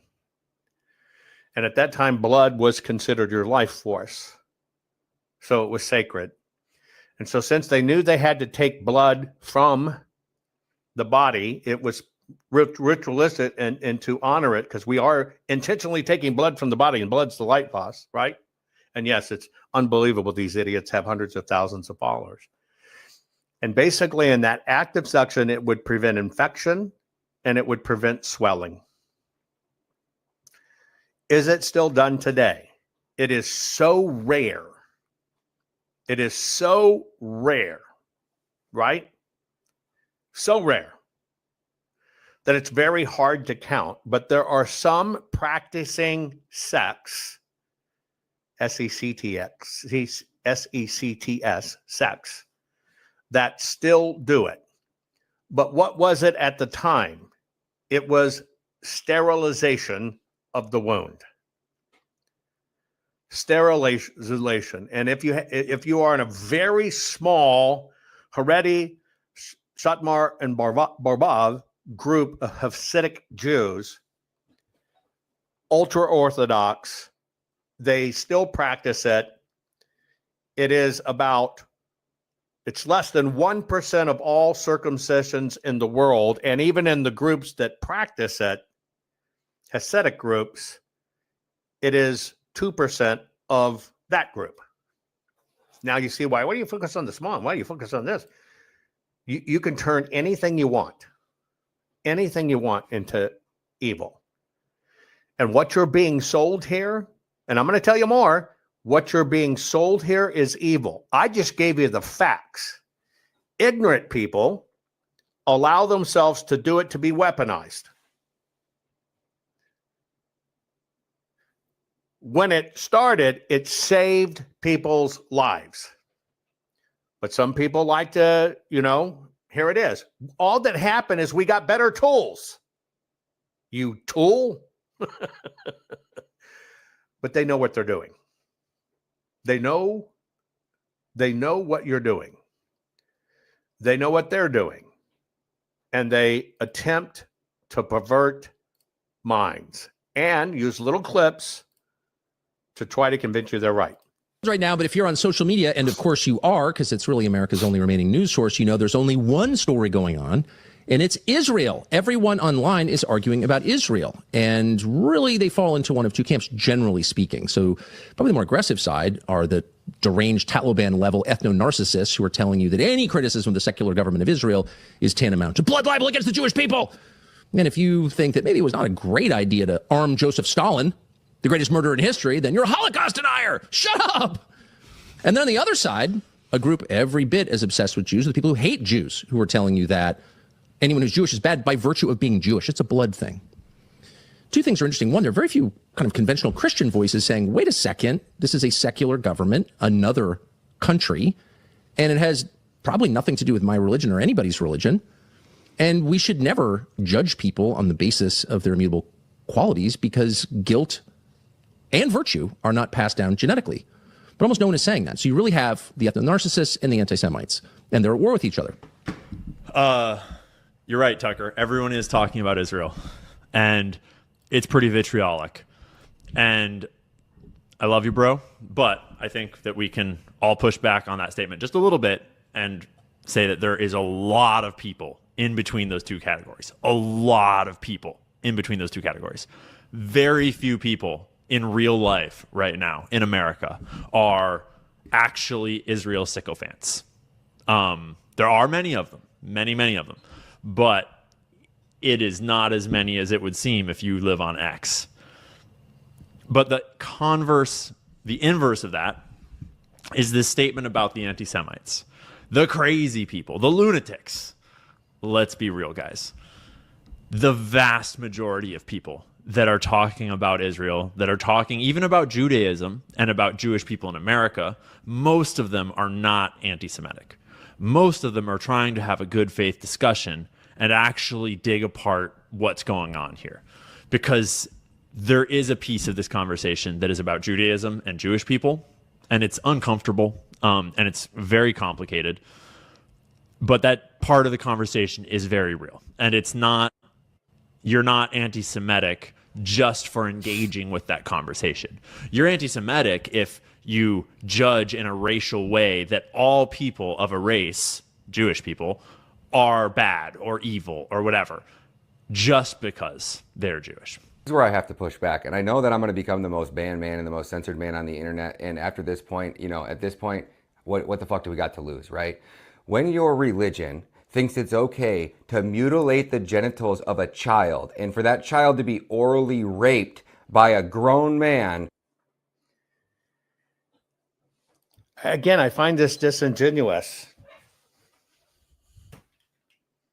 Right? I find this disingenuous. Okay. So Mr. Mata is telling you circumcision is oral mutilation. Right? Circumcision is oral mutilation. Put in chat if you actually think it's genital mutilation. Tell me, put it in chat.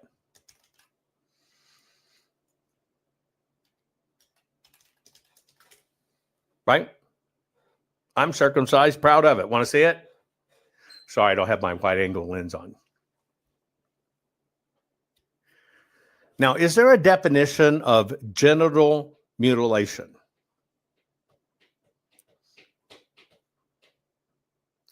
Well, circumcision is not genital mutilation, but this ignorant fool here wants to tell you that it is genital mutilation. Now, I showed you earlier Somalia, Minneapolis, Somalis, right? Do you know what FGM is? Pay attention. Mata, the idiot, spewing Jewish hate, tells you circumcision is genital mutilation. Okay? And that the rabbis orally rape, listen to the words, orally rape the kids. Now, let me ask you a question. What does Somalia, Sudan, Eritrea, Ethiopia, Mali, Sierra Leone, Nigeria, Egypt, Yemen, Iraqi Kurdistan have all in common? Not circumcision at all. They actually have genital mutilation, and that's called FGM, female genital mutilation. How many women or girls in modern times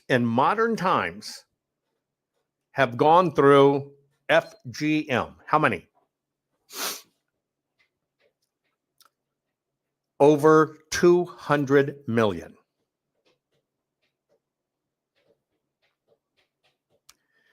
And so what they do is they take a knife, the family does, and proceeds to amputate the female's clitoris.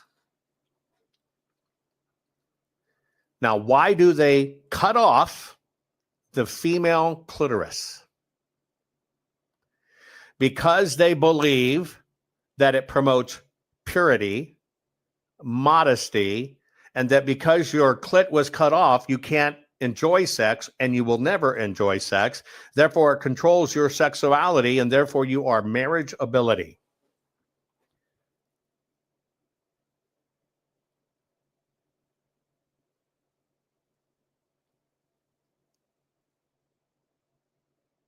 So I ask you, other than this ignorant idiot, which 300,000 people follow, is circumcision genital mutilation? It is not. It is not mutilation. It is to, in fact, be done exclusively for health and hygiene purposes. It's so old, it goes back to the covenant between God and Abraham because it was killing people. And it was part of something that was figured out in a very archaic way to do exactly what we do in modern times for health reasons and to prevent deaths, prevent disease running rampant through a people, which any leader would want to do. Does it stop your sexual satisfaction? No. But he says it's genital mutilation, and this is what Israel is and promotes.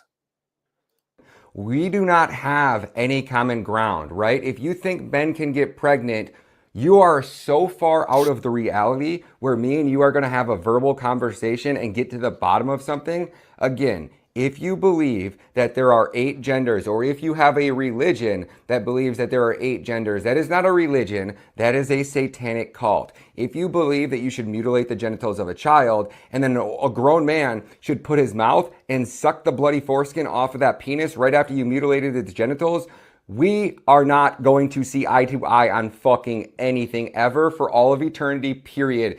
If your religion believes that Jesus Christ is burning in a cauldron of feces and Mother Mary was a whore, then I don't want anything to do with you or your religion or any people of yours that have.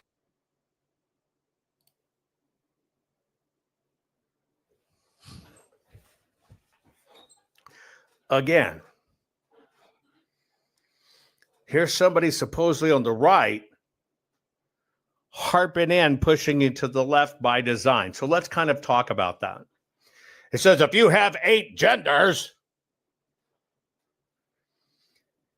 ancient Hebraic teachers or Hebrews did not have 8 genders. This gender nonsense is a modern construct. You said Zakar, Nevkeva, masculine, feminine. 2. That's it. That's 2. So where does these 8 genders come from? It comes from rabbinic literature, and basically, again, I just told you about ancient rabbinical dealing with everything health. With everything health. Pay attention. And he's trying to say, no, it's genital mutilation just so the rabbi can suck penis and rape a kid at 8 days. Do you understand what he's doing? Do you understand what he's doing? It's the divide. Basically, in teachings, meaning the teachings of mankind, rabbis, in documenting civilization, attempted to describe people in the world. Satar, male, right? Nekavia, am I saying that right? Nekavia, female. Androgynous, where do you think you get that from? It's basically a quote of a person, right? A person that somehow had both male and female sexual traits. It's a descriptive term. It is not a gender. It's language. Tum-tum, tum-tum, tum-tum. That's the Hebrew word, tum-tum. What's tum-tum? Tum-tum is a person that they couldn't really tell what genitals does it have. We can't really tell. Is this a male or a female? Is this a clitoris or is this folds of skin with a penis in the middle? Do you follow what I'm saying? They could not tell, right? Maybe it was hermaphroditic, don't know. Intersex, don't know. But that was the word, tum-tum. It's a medical definition, okay? Alioint was someone who was born female at birth, but when she got to typical puberty, for some reason, she didn't develop breast or female traits, like the menses. She didn't have her cycles, but she was a female, but something was wrong. She didn't have her cycles. Then there's Ceres. That's a boy born with a penis. But for some reason, not only did he not have male traits, his testicles didn't drop. It's a medical condition. And then they have this one gender trait, which is called Adam, that they tried to throw into the gender category. It just meant all human people. Or Safak, which was used later that it couldn't really tell. And maybe they dressed different than what they were. It's descriptions from a medical standpoint. It is not multi-genders, but you see how they spin it. Next, he tells you, well, I'm not, my religion doesn't align with somebody who says the Virgin Mother was a harlot. This is where it may get touchy for some of you, but I just pray that you have an open mind. Is that okay? And he's trying to lay it over all Jews. Remember, why do American Jews vote for Democrats? Why do they vote for transgenderism? This is the bullshit people do. You get taught to do this by freaking social media. Okay. You understand the differences between Old Testament and New Testament, right? You understand the codification of the Bible, right? When it became, the canon was created, and you understand that that was, 400 plus years after the death of the person you know as Jesus Christ. Now he's saying that the Virgin Mary was the harlot. Now, if you understand the books, there are two harlots. There is the harlot, like the whore, and then there's the great harlot, something different.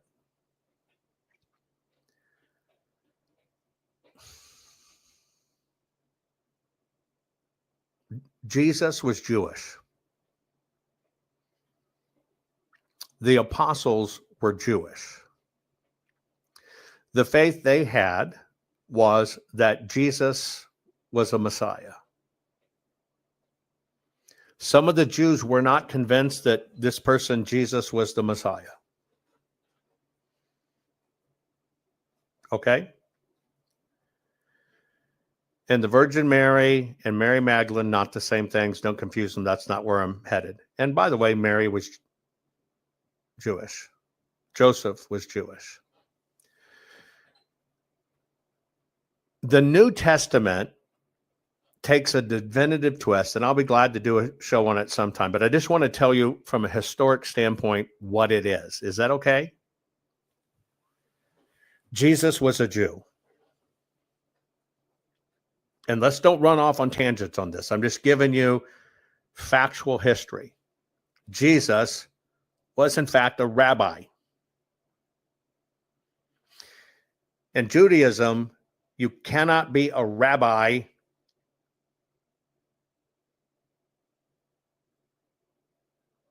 unless you're married.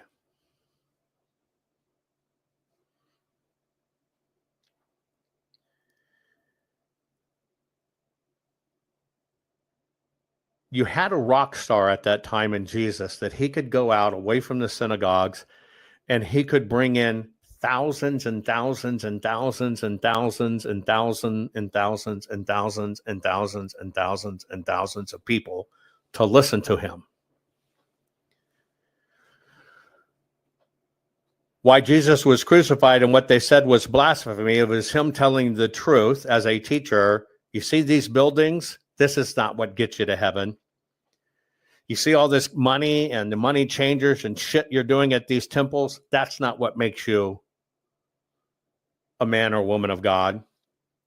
Jesus told you the truth. The truth. What was that truth? You don't need the building. You don't need the institution. You have a direct connection with God.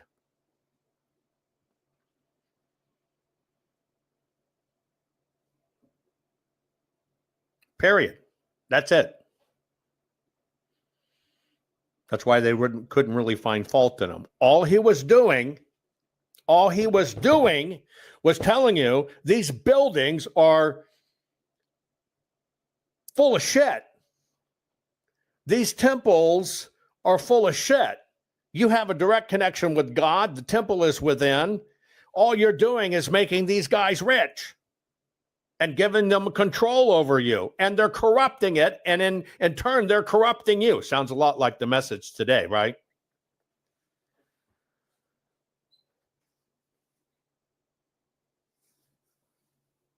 But his message was so great, so so incredible they could not suppress his message.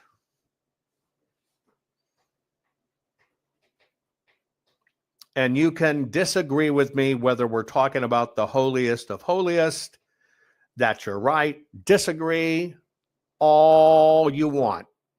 You can disagree with my enunciations. You could probably find a period out of place. You could probably find a comma out of place.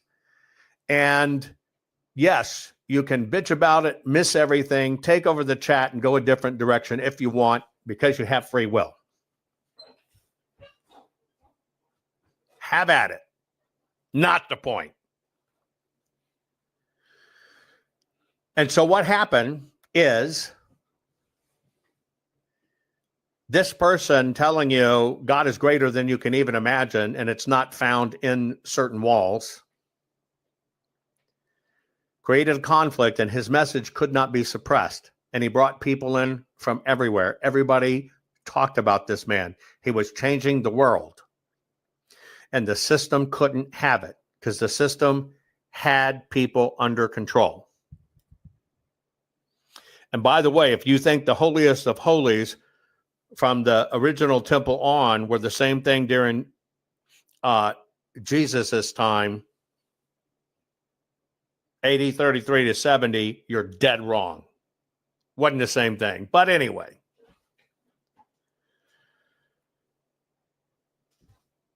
They killed him.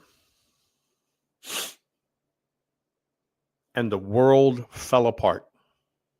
And they fell into chaos.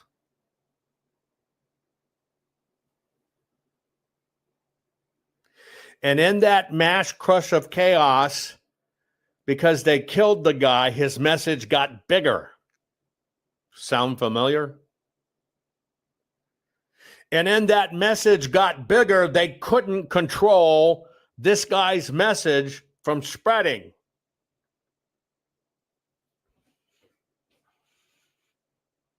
And so government had to rethink itself. Government had to rethink itself. Holy shit. We killed the son of a bitch, and now it's even worse. Charlie Kirk had 3,500.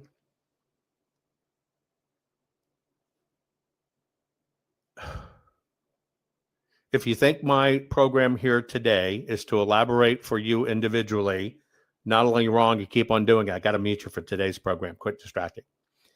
Charlie had 3,500 affiliates, Charlie Kirk, Turning Point USA, and after his death, it ran to almost 100,000 requests to start new chapters. That's what happened in Charlie's death. I'm not saying Charlie's the Messiah. Don't throw that bullshit at me. I'm just basically saying things to you so you understand. And we'll get Bob Twerp again. All these other people come in, little stuff. Don't lodge on to that. Sometimes in death, people become greater. It's a phenomenon that happens in the record industry, in the recording industry, in case you didn't know. It happens. People finally start to pay attention. Oh, I didn't know this guy, and boom, it gets bigger. You got it? You got it? You got it? You got it? You got it? You got it? That's the only point. The system, which was proceeding at that time in world domination, okay, goes, holy shit, we got to get back control of this.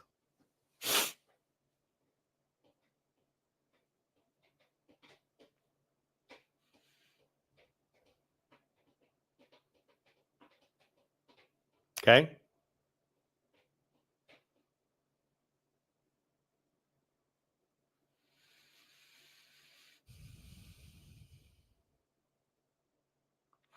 And what they did is they rewrote a lot of things. They needed to get their taxes back, which people were rebelling to pay. So in order to do that, they excised reincarnation from the Bible and wouldn't canonize it. Why? Because people will say, I'll catch me in the next life. It was a true point.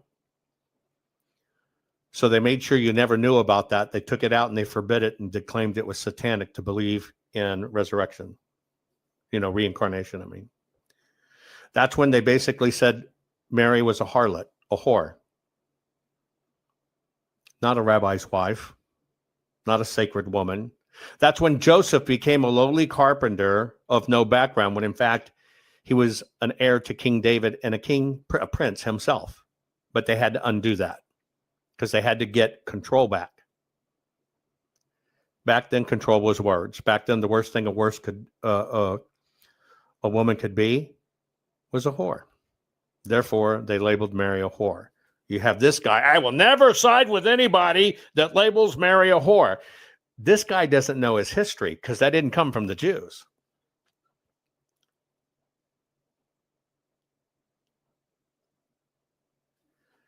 The battling ruling classes back then are what killed Jesus. Not, and Christians say, but the Jews killed them, and there were no Christians either, by the way. Hadn't even happened yet. See, this is where you don't know your timelines. You don't know what truth is, and you can bend it any way you want. Any way you want. I'm about to wrap this. So his little diatribe there, I'm not going to ever side with anybody who thinks, all bullshit, all designed to deceive. Foreskin off of that penis right after you mutilated its genitals. We are not going to see eye to eye on fucking anything ever for all of eternity, period. If your religion believes that Jesus Christ is burning in a cauldron of feces and Mother Mary was... This guy actually believes the fellow's name is Jesus Christ. Folks, there is no Jesus Christ. There is Jesus the Christ. In the Greek terms, Christo, Jesus the Christ. This guy believes it's Jesus Christ. That's how far he's out thinking he's telling truth. Was a whore, then I don't want anything to do with you or your religion or any people of yours that have that viewpoint, because I think it's an absolute demonic cult. I think it's fucking disgusting, and I want nothing to gosh damn do with it. Now, if you're going to use every power that you have when you control the media, you control the fucking politics, you control the biggest lobbying firms, you control the court systems, I could keep on going on. I'm not. Do you see these lies? Control the courts, control the politics, control this. All bullshit lies made to deceive. Made to deceive. Now I'm going to give you one more piece, and then I'm going to wrap it up. Do you remember this piece earlier? السلام عليكم. بدي أعلق على موضوع مهم وبزعل كتير. أنا مش فاهم كيف ناس عرب زينا ومسلمين راحوا يشتغلوا مع اليهود. اليهود اللي خانوا العهد مع الرسول صلى الله عليه وسلم. يا عربي يا مسلم، كيف بتتعاون مع يهودي قاتل مجرم بتفرقش معاه، بقتل طفل أخذ أرضنا وسماها إسرائيل مطبعين. Anyway, you get it. Somebody wants to come in and say, utter bullshit. They brag about controlling it. And I bet you believe Al Gore invented the internet.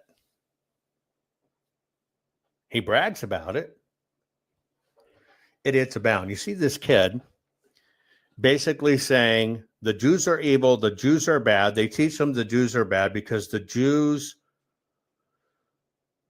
stole our land.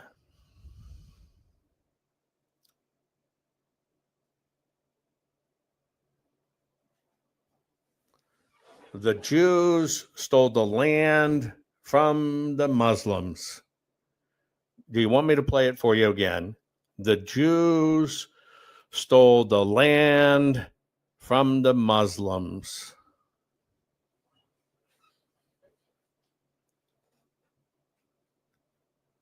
In rough terms, how old is the Old Testament? How many thousands of years does it go back?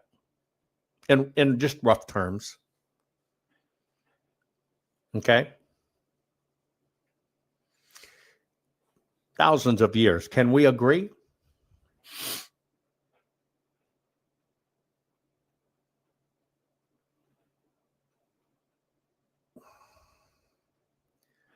Then you have this person that in Judaism changed the world, just like Noah did, just like Ezekiel did, just like Moses did, and in his time changed the world in a very radical way.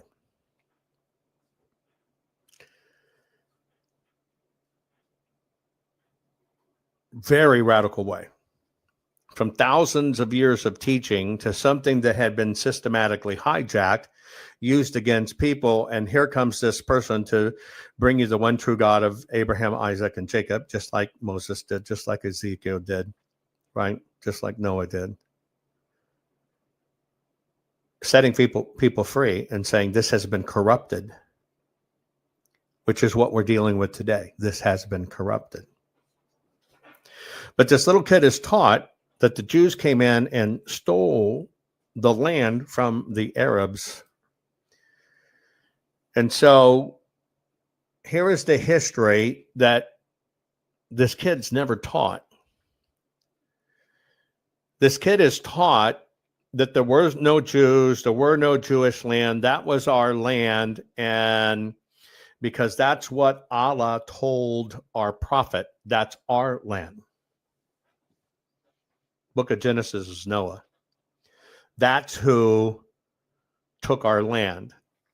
Well, just so you understand,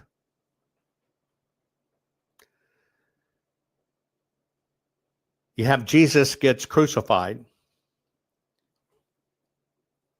right? And so you have a time that had heretofore been about 1200 BC on to the Common Era, just before the Common Era. We get to the Common Era, which is basically the life of Jesus. And then you get basically the crucifixion of Jesus. And then you get the advent of the transmorphation of this fellow who did in fact bring, which Messiah means, the God, right? God, the one true God of Abraham, Isaac, and Jacob. And some people say, and I'll give you an example, never in my life would I think Christianity would be vilified as it was in the day of our Lord and Savior Jesus Christ. I hear what you're saying, but there was no Christians. There were no Christians. There were no Christians in the day of Lord and Savior Jesus Christ. It didn't exist yet. There were people that believed what was called the Word, something completely different than that stands for today. There were many different sects. And then, of course, there were Jews, etc., etc., etc. In that evolution of this person who changed the world for better, Jesus of Nazareth, when the world realized what it had killed, and I'm talking the authorities, they go, holy shit, this is bigger than us. We need to glom onto it. It's happened a lot of times throughout history. But yes, Jesus was the Messiah. And you should go, most people think Messiah means put your finger in water and turn it to wine or walk on water. That is not what the Messiah means. But what happened here, okay, what happened here is as the world and everything evolved and people were battling, and you have this battling and a great government conflict at the same time between Roman and what you know now as the Roman Holy Church. And yes, miracles happened, but that's not what we're talking about. Messiah doesn't mean miracle performer. It's not what it means. What happened is the known world at the time was crumbling. I've told you this before. And so Constantine, the Great, left, quote unquote, what was Rome and went to Hagia Sophia, Istanbul, set up the new Holy Roman Empire versus, you had the world divided by popes. You had Orthodoxy and etc. They're splitting. And the world was killing itself between the pagans and between the people of the Word, not yet to be called Christianity. Right? in that process, in the 400s, in the year 400s, we finally get this document, right?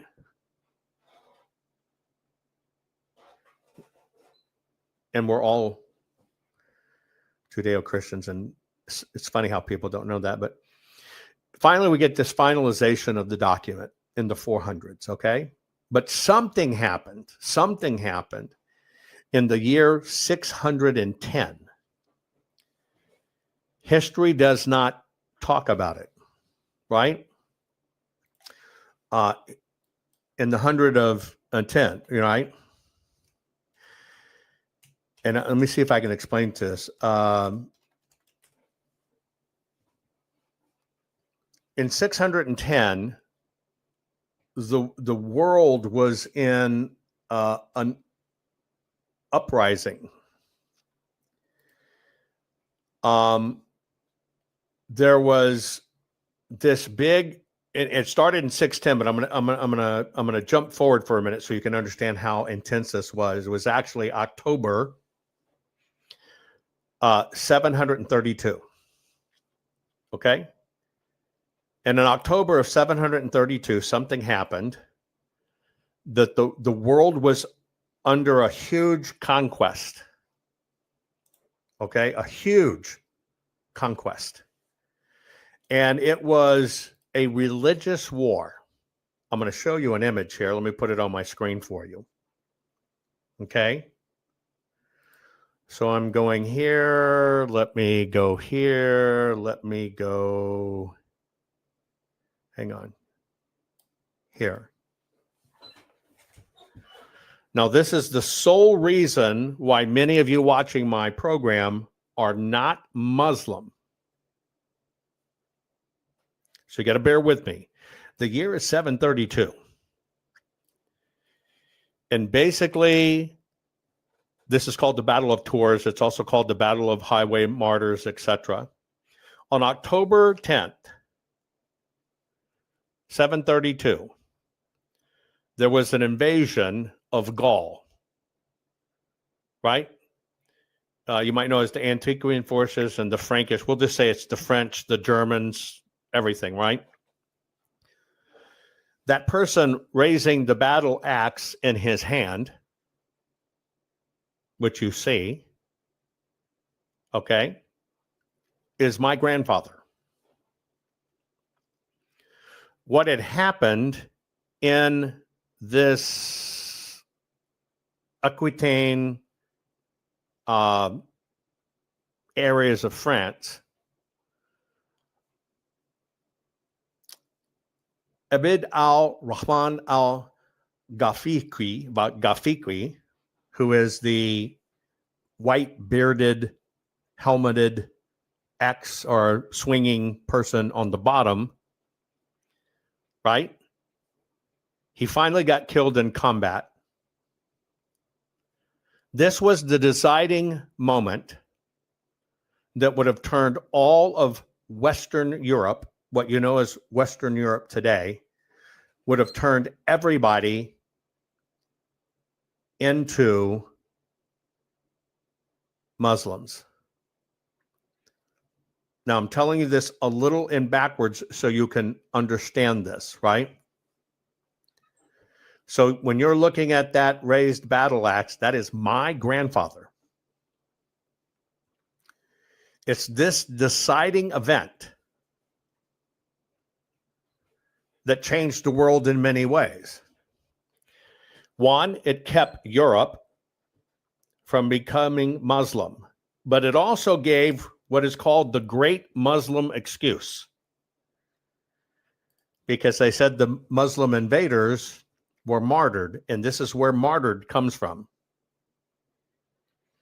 It is this event in 732 that changed your life, and you don't even know it. Now, why am I telling you this about 732? Because in the ensuing 102 years before, something happened. Now we'll go to the 610, right? And if he would have died in that event, I would not be here. In 610, a fellow by the name of Muhammad ibn Abdullah. He was a merchant. He was a salesman merchant. And he basically said that he had an experience that God, Allah, talked to him through the angel of Gabriel. Important distinction.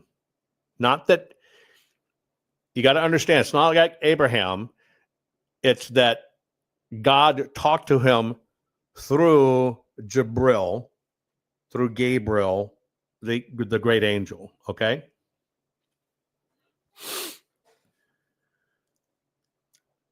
And basically he said, over the course of 23 years,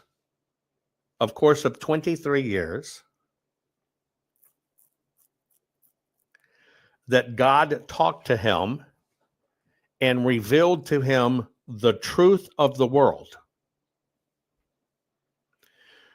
So you have one, which is history, Torah, and then you have this fellow in 610 who started receiving messages from an angel. And this angel, who said he was on a mission from God, was telling Muhammad, here's the real truth about the world. Here's the real truth. And so these stories started taking off, and in the ensuing years, they were written down. These happened for 23 years until Muhammad died in the year 632.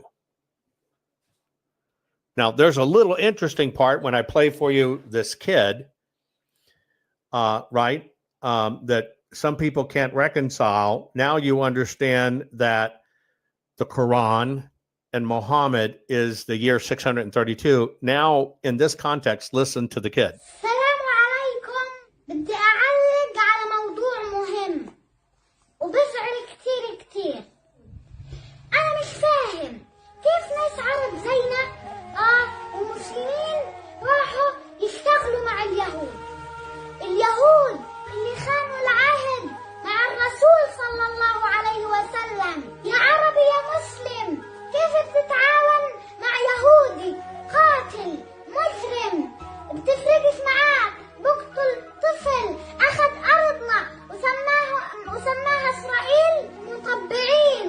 بس أنا بحب أحكي لكم حاجة، إنه هذه أرضنا ومش للبيع، وهذا وعد الله وربنا عز وجل وعدنا إنه إحنا إن شاء الله حناخد أرضنا من اليهود غصب عنه. والله أكبر والنصر للإسلام. So you hear him that this land is ours, according to Allah, the one true God, as stated by Muhammad. Now, this is key, so follow with me. In the Quran, which was written down years later from Muhammad's teachings, he basically talked about one God, strict monotheism, as did Noah, as did Moses, as did Ezekiel, was Abraham, the whole bit. He says there are prophets, true prophets. Who are those prophets in the Quran? Adam, Noah, Abraham, Moses, Jesus,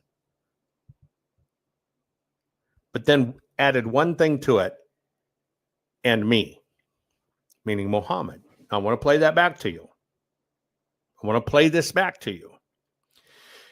In the 600s, this guy comes saying, God talked to me while I was wandering the desert, sharing. Jews aren't Israelites. Fucking idiots. Stop. Just pay attention to the lesson, okay? My chat's not here for people to hijack. Just listen. That kid's poor mind's been poisoned by propaganda. Now, at the time, everybody understands not only the Old Testament, what is really spreading across the world. What is really spreading across the world is this new thing, which ultimately became known as Christendom. What had swept the world for hundreds of years was Christendom. people of the word. Do you understand? People of the word. So in the 610s, you have this guy for 23 years that's saying he's being talked to by Gabriel through God or whatever. It too said there's only one true God. It too said Abraham's a prophet, Adam's a prophet, Abraham's a prophet, Noah's a prophet, Moses a prophet, and Jesus is a prophet. It just added one thing. If you're going to post shit in my chat, you're gone. I'm just letting you know. We have a topic here. The topic's not to debate you. My show is not to debate you. My show is to literally forget it. Anyway, so this guy comes and says, God talked to me for 23 years. So now we're seeing some similarities, okay? The similarities are, he says there is one true God. He says there are prophets, Abraham, Noah, Moses, right? Adam, Jesus. So for a lot of people going, wow, this sounds familiar, must be good. He must have really been talking about, he was really talking to God, except he added one thing. There's several others, but the main key thing he added was, but I, Muhammad, am the final prophet. And in that, he changed a little bitty thing. And he basically says you must do a profession of faith. You must say, this is the one true faith. So he needed every Jew out there and every person of the world, understand it in context. He needed every Jew and every person of the world to now accept 600 years after the event, several hundred years after the creation of the Bible, that no, you must praise Shahada. You must basically say, I am the one true faith. You must pray the way I say you pray. You got to face this direction and pray. You must engage in charity, so you support righteous people. You must fast during Ramadan. Ignore all these other holidays. Fast during Ramadan. And you must pilgrimage to Mecca. Not the Holy Land, to Mecca. So everything changed. He made a quick direction. Now, here's the question. Do you think the world being Judeo-Christian, was going to just immediately come up, right? Come up and accept it? Okay, you're it. We're switching to this one now. No. So he introduced a very simple concept: accept or die.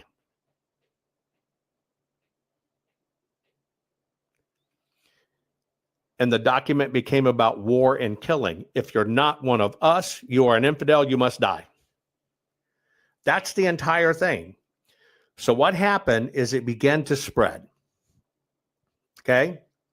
This was the Ummah community. Ummah community was a holy world.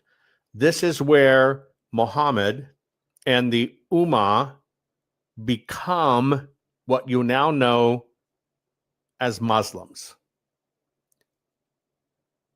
What you now know as Muslims. And that you must adopt the faith of the Arabian Peninsula, not the biblical Holy Lands, the Arabian Peninsula, and this spread across the Middle East, North Africa, Spain, Iran, and parts of India. Now, today, it is one of the largest religions in the world, 1.9 billion in the religion.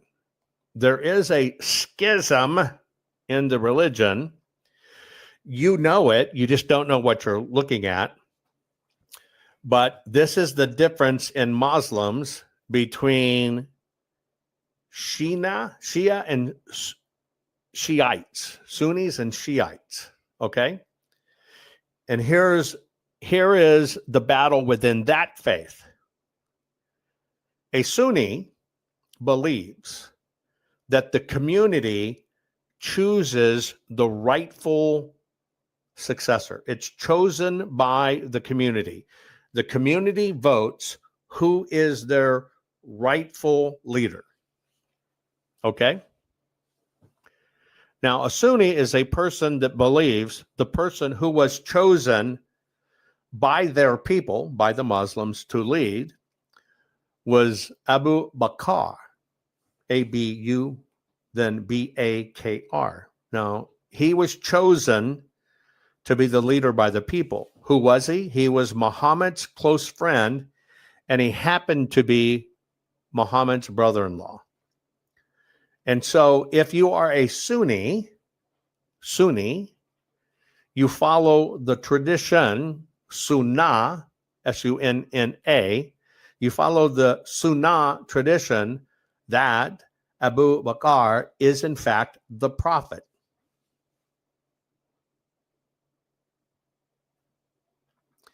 Now, or you're something else. This is all after all of these events. Then you became a Shia, Shiat Ali, Shina. That basically said, no, that leadership should stay exclusively within the prophet's family. Oh, starting a monarchy, are we now? Does that sound familiar? Instead of the people determining who was the true leader, not a prophet, but a true leader, it basically said it had to be held within the family. And so that is how you become a Shia. A Shia basically says, well, it's in the prophet's family. And so when Muhammad died, it was passed to his cousin and his son and his son-in-law, which is really interesting. His cousin and son-in-law, Ali bin Abi Talib, bloodline. And he became the caliph in 656. That is the sole difference between Sunnis and Shia. And it's why they fight and kill each other. The Battle of Camel, truly, 656 BE. That was Basra, that was Iraq, fighting Ali's forces, fighting against the Prophet's widow. Ali won. It divided it deeper. Then there was the Battle of Siffin, which was 657 common area. It was fought in what you now know is Syria. It ended arbitration when the families are trying to negotiate this out, but it weakened Ali's claim. Then there was the Battle of Karbala in 680, right? Then it fell to Hassan ibn Ali, the Prophet's grandson, and Ali's son. He got killed by the armies of Yazid. Shia Muslims mourn annually this particular date, and it's the fight back and forth. Boom, boom, boom, boom, boom, boom. But while it's there, this religion that says you must take this or die became about, and if you don't, you're an infidel. And that was sweeping the world. Now, why do I even bring this up? What is the real deal kind of concerning Israel? There was no Muslims. They didn't exist. It was Hebrew people all the time. Israel, right? We're called North America, even though we're the United States of America, even though I'm in Montana. So Palestine was an area considered a wide swath of regions. And exactly all of that area included Babylon, Kirkuk, Urit, all kinds of other things. It was not a people or a place. It was a description for a large region that came about from the Romans. So why do I do this? You're being told right now that Israel's creating genocide. The kids are being taught that Israel stole it from us. Muhammad told us God gave it to us 600 some odd years later. And that's the difference between the con or whatever. But the only purpose of my thing today, and that's why I don't appreciate people coming in my chat, although they'll give me a thumb down for it and they want to take it over. Look, if you want to talk about your belief and your history, start a freaking show. Start a program. Nothing stops you. But I'm not giving you my audience. I don't know who you are. It's really simple. Kind of narcissistic to think you can just pop in and add yourself, which is exactly what happened. And as everybody's looking towards, oh, God said Palestinian genocide, what you're not looking at Christians being murdered by the millions around the globe. And so here is what you're seeing and why I showed you this today. What you decided, if you go back and look at your piece of paper, you go back and you look at the piece of paper from this drill, what you truly know real between left and right, and what's happening is you are now getting factions that profess they're on the right, say they're on the right, hijacking stuff, and they are mirroring word for word the haters that want to destroy. And that's why this is literally a battle, a psychological operation, why all of this stuff come up. Some people try to hide it. They don't say the Jewish people. They say the Jew-ish, like it makes them it's all a con. And that's why people that they set up for you as conservatives are now basically pushing it away, because if you cleave from Judaism and Hebrew and you cleave from that, and you believe the Jews are wrongs and killers, you're ultimately going to get to the place that you actually replace Jesus as well, because he was a Jew. You actually get to where our Constitution no longer matters, which comes from Hebraic law. You actually get away from our Bill of Rights, all blessed to us by these ancient Hebraic teachings.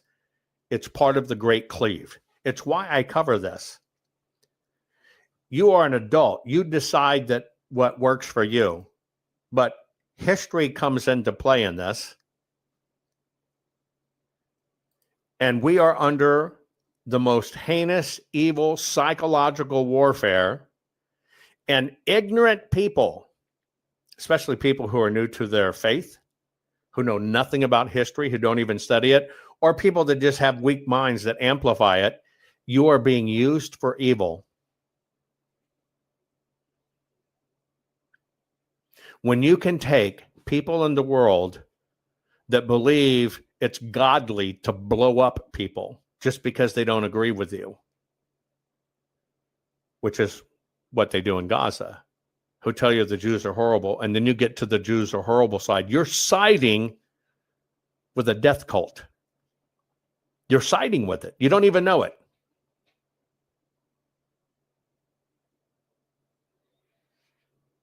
You don't even know it. Because the brainwashing is so intense and you see so many big names doing it. And what happens to little bitty broadcasters or podcasters? Oh, they're getting a lot of clicks. They have 1 million people follow them. Let me go over here. Maybe that'll make me more popular. And in their search for popularity, they are becoming a tool for evil. And they're willing to sacrifice you so they can become popular. And Soma Coma says, but yeah, it's okay to, watch, I'll show you how this works. You ready? Watch this. Ready? I'm going to go, stand by. I'm going to go here. Chose the wrong one. Here, I'm going to go to Soma Coma. And Soma Coma, I'll put it on the screen. Soma Coma, you have the last word. Come teach us all. Right? Come teach us all. Come share with us your wisdom. Right? Come share with us your wisdom. Now, this is probably like everything else, total bullshit, sham account, but I'm going to put it on the screen. Ready? I just sent them a link to come on. All they have to do is click it. Here's Soma Coma's word. Yeah, but it's okay to bomb children with shiny planes, isn't it? Yawn. Soma Coma. Come on in. I'll answer you and I will not embarrass you. Come on. Show your face. Even if you're in a coma, show your face and we'll talk about that. We'll have a civil discussion. You are totally, totally allowed to believe you think I'm saying it's okay to bomb children with shiny planes. You're saying, how is it different? Because I have an answer. You can taunt me all day long, but respectful people deserve respectful answers, and I will give you an answer respectfully. Of course, they're saying, well, you get an answer here. Why won't you answer here? You don't have an answer. No, come on. Here it is. I will answer you upon the proof that you are a real, living, breathing person. And by the way, I will answer you honestly. I will let you have the first few minutes. See, there's no context in chat. I want people to have context. I am so sorry that you believe that I am saying, yeah, but it's okay to bomb children with shiny planes, isn't it? Yawn. And so I want to give you my platforms of thousands and thousands and thousands. I didn't even include all the replays. I'm going to give you my platform to come on and state your truth, why you felt you needed to say that. And then let's discuss it. And they come back with the typical taunt, hit some nerve, huh? No, just be a real person. The nerve is, I don't believe you're real. I believe you're here to taunt. I believe you can't defend what you think. And therefore, in chat, right? In chat, and here's how they try it. But you can't justify it, can you? It's okay. It's okay. Bang. You're not going to get me with words. I'm calling you out for the coward you are. I'm calling you out for the comatose coward you are. I do not honor cowards. I do not honor bots. I do not honor agitators. But I will honor the actual human. And as one human to you human, I'm inviting you to come on and show your humanity, right? Show your humanity and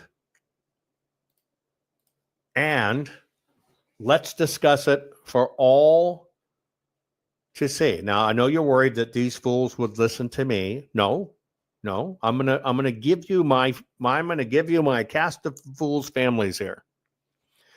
I know you have one follower. It's totally fine. I'm going to give you all my cast of fools. I'm going to give you thousands and thousands and thousands and thousands of people. You come make your case, and statistically, you will go from the one follower you have. You might go to thousands.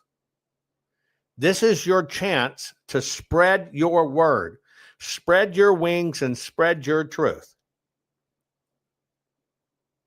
And I will gladly share my platform with you because I am confident in my education, 100% confident in my education, okay? And you, no matter what excuse, he's now saying, well, you're not a real person because you want to answer it here. Yeah, I'm not a real person. This is all AI. See that? I've even taught my finger how to punch AI, okay? Totally fine. Totally fine. Okay? And I'm being told to debate here, clown. I'm telling you, I have no respect for cowards with fake names on a screen. Yes, I'm a clown. I'm a clown. I'm a dickhead. I'm a Jew. I'm a white male. I got a fat head. I got a fat body. I have a huge honker wanker. I have almost no eyebrows. I have blue eyes, right? Oh, lose some weight, fat ass.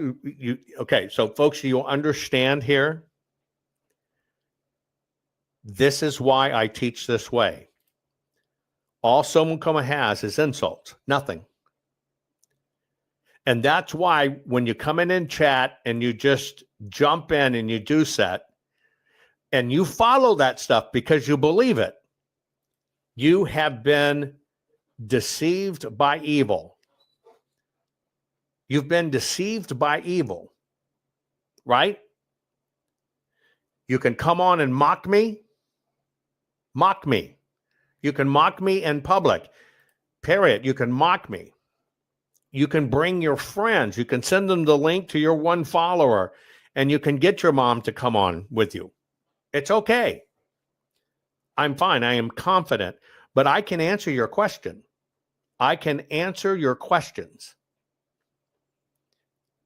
I can face you eye to eye as a man, confident, educated, ethical. I can answer you eye to eye.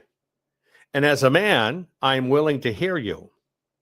I am willing to hear you. Period. Now you want to change the subject to Satanist. See, he turns it to you. It is Satanist destroying your country. See, you got to understand why Somakoma does this. And I want you to understand this tactic. Okay? I want you to understand, because now it's shift to this. No, have you? You follow Satanists to destroy your country. So first off, we know that Somakoma is not here in the United States, your country. This is it, folks. If you're going to get right to where we are in this country, you have to get right with truth. You have to get right with truth. And I'm telling you, social media chat isn't truth. Drive-by hits and slams and cheap one-liners is not truth. It will never be truth. The truth has no problem being questioned eyeball to eyeball. Period. But I can answer this one, and to honor all of you, right, I will answer it. Yeah, it's okay to bomb children with shiny planes, isn't it? Yawn. And my answer is the following. I think while people live in abject poverty, as Israel tries to give them the best of conditions, and their leaders go around the world claiming they are victims and being persecuted and beg for money, that those leaders take that money, and they go live in Qatar, fancy lives in the billions and billions and billions of dollars. But their business is war and hate. Their business is victimhood. While they live in incredible luxury and teach children to hate, teach children in school to hate, teach children that it's the Jews. And they sit there having that luxury. And then when you try to educate somebody, basically you have them come back, yeah, it's okay to bomb children with shiny planes. I've got to tell you, it sickens me. This topic sickens me. It sickens me. It's horrible. I think it's absolutely horrible that the so-called Palestinians, Hamas and others, have tunnels under cities, that they force families at gunpoint to sit in areas where they've stored their weapons. They force the families to sit there because the weapons are going to get bombed. And the reason they force the children and women to sit there is because they're cowards. So what they do is, because it's a psychological warfare, they will take their munitions, they will take their dangerous things, they will put them in a house. Then they will force women and children en masse into that house and will not let them leave. If they try to leave, they kill them.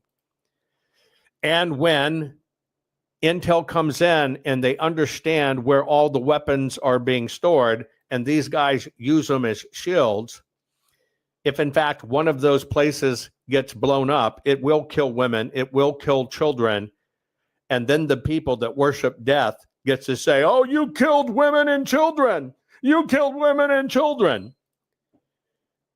It's a con. It's a con by the devil. It's a con by the devil. Because, see, they can't even call it like it is. They teach their children that 600 years after Christ, God promised the land to someone else because Muhammad said so, and to go kill in that. They'll never tell the truth. All systems never tell you the truth. All systems have been corrupted.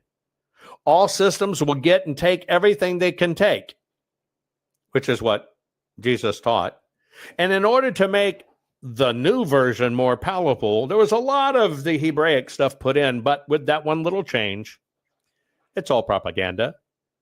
There is no anything but uniparty, but I showed you today how you can show the most vile death cults saying and teaching it's okay to kill Jews. And now you got Christian conservatives saying Israel is bad. I'm showing you the con. I'm showing you how it's done. And here's what you're witnessing, hell freezing over, because conservatives are siding with Hamas and you can't clearly see it. And what is that designed to do? To divide, to cleave you from Israel, to cleave you exactly from where your not only faith comes from, but occurred. To cleave you even from your own Savior, because if you basically think everything's the Jews and Jews killing, it gets further away, and eventually you're going to reject what they've done in England. You're going to reject Jesus. You're going to reject faith.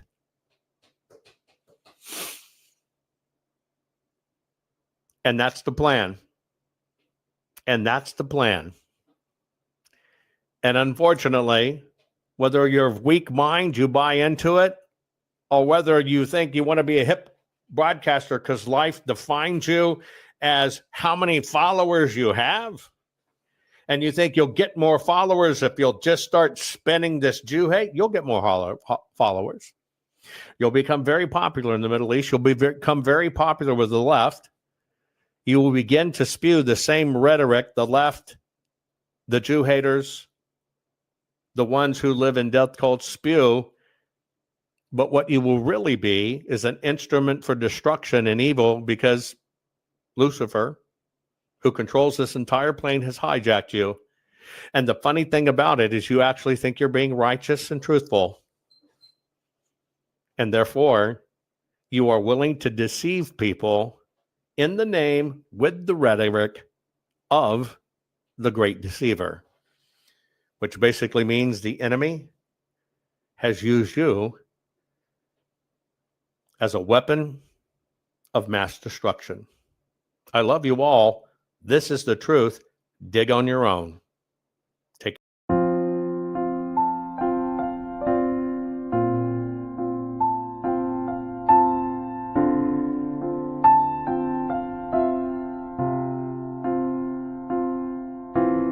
You fight for free and fair elections, invented scan the ballots of kinematic artifact detection. You love to read and learn, travel and explore. You're a fearless, brave-heart patriot who's opened doors. You are courage, you're our voice. Jovan, we thank you for what you're fighting for. You're our warrior. You are brave like a lion. You're David fighting Goliath, couldn't ask for more. You're our warrior. Think of what you've done for you, for me, for our country. You'll go down in history as our warrior.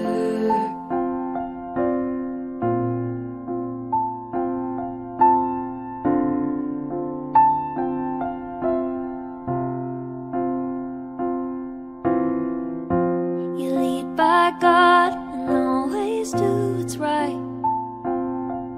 In the battle for our nation, you lead the fight. We pray for your safety, the armor of God to protect you from all of us. Here's a thank you for all that you do.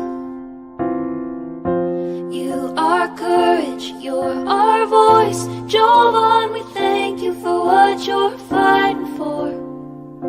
You're our warrior. You are brave like a lion. You're David fighting Goliath, couldn't ask for more. You're our warrior. for you, for me, for our country. You'll go down in history as our warrior.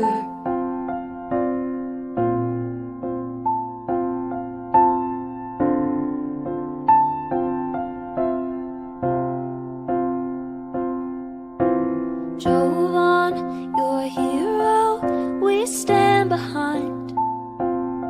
We're inspired by the fire inside your eyes. American proud, we know you'll fight till your dying day, and we'll always stand behind you through everything. You are courage, you're our voice. Jovan, we thank you for what you're fighting for. You're our warrior. You are brave like a lion. You're David fighting Goliath, couldn't ask for more. You're our warrior.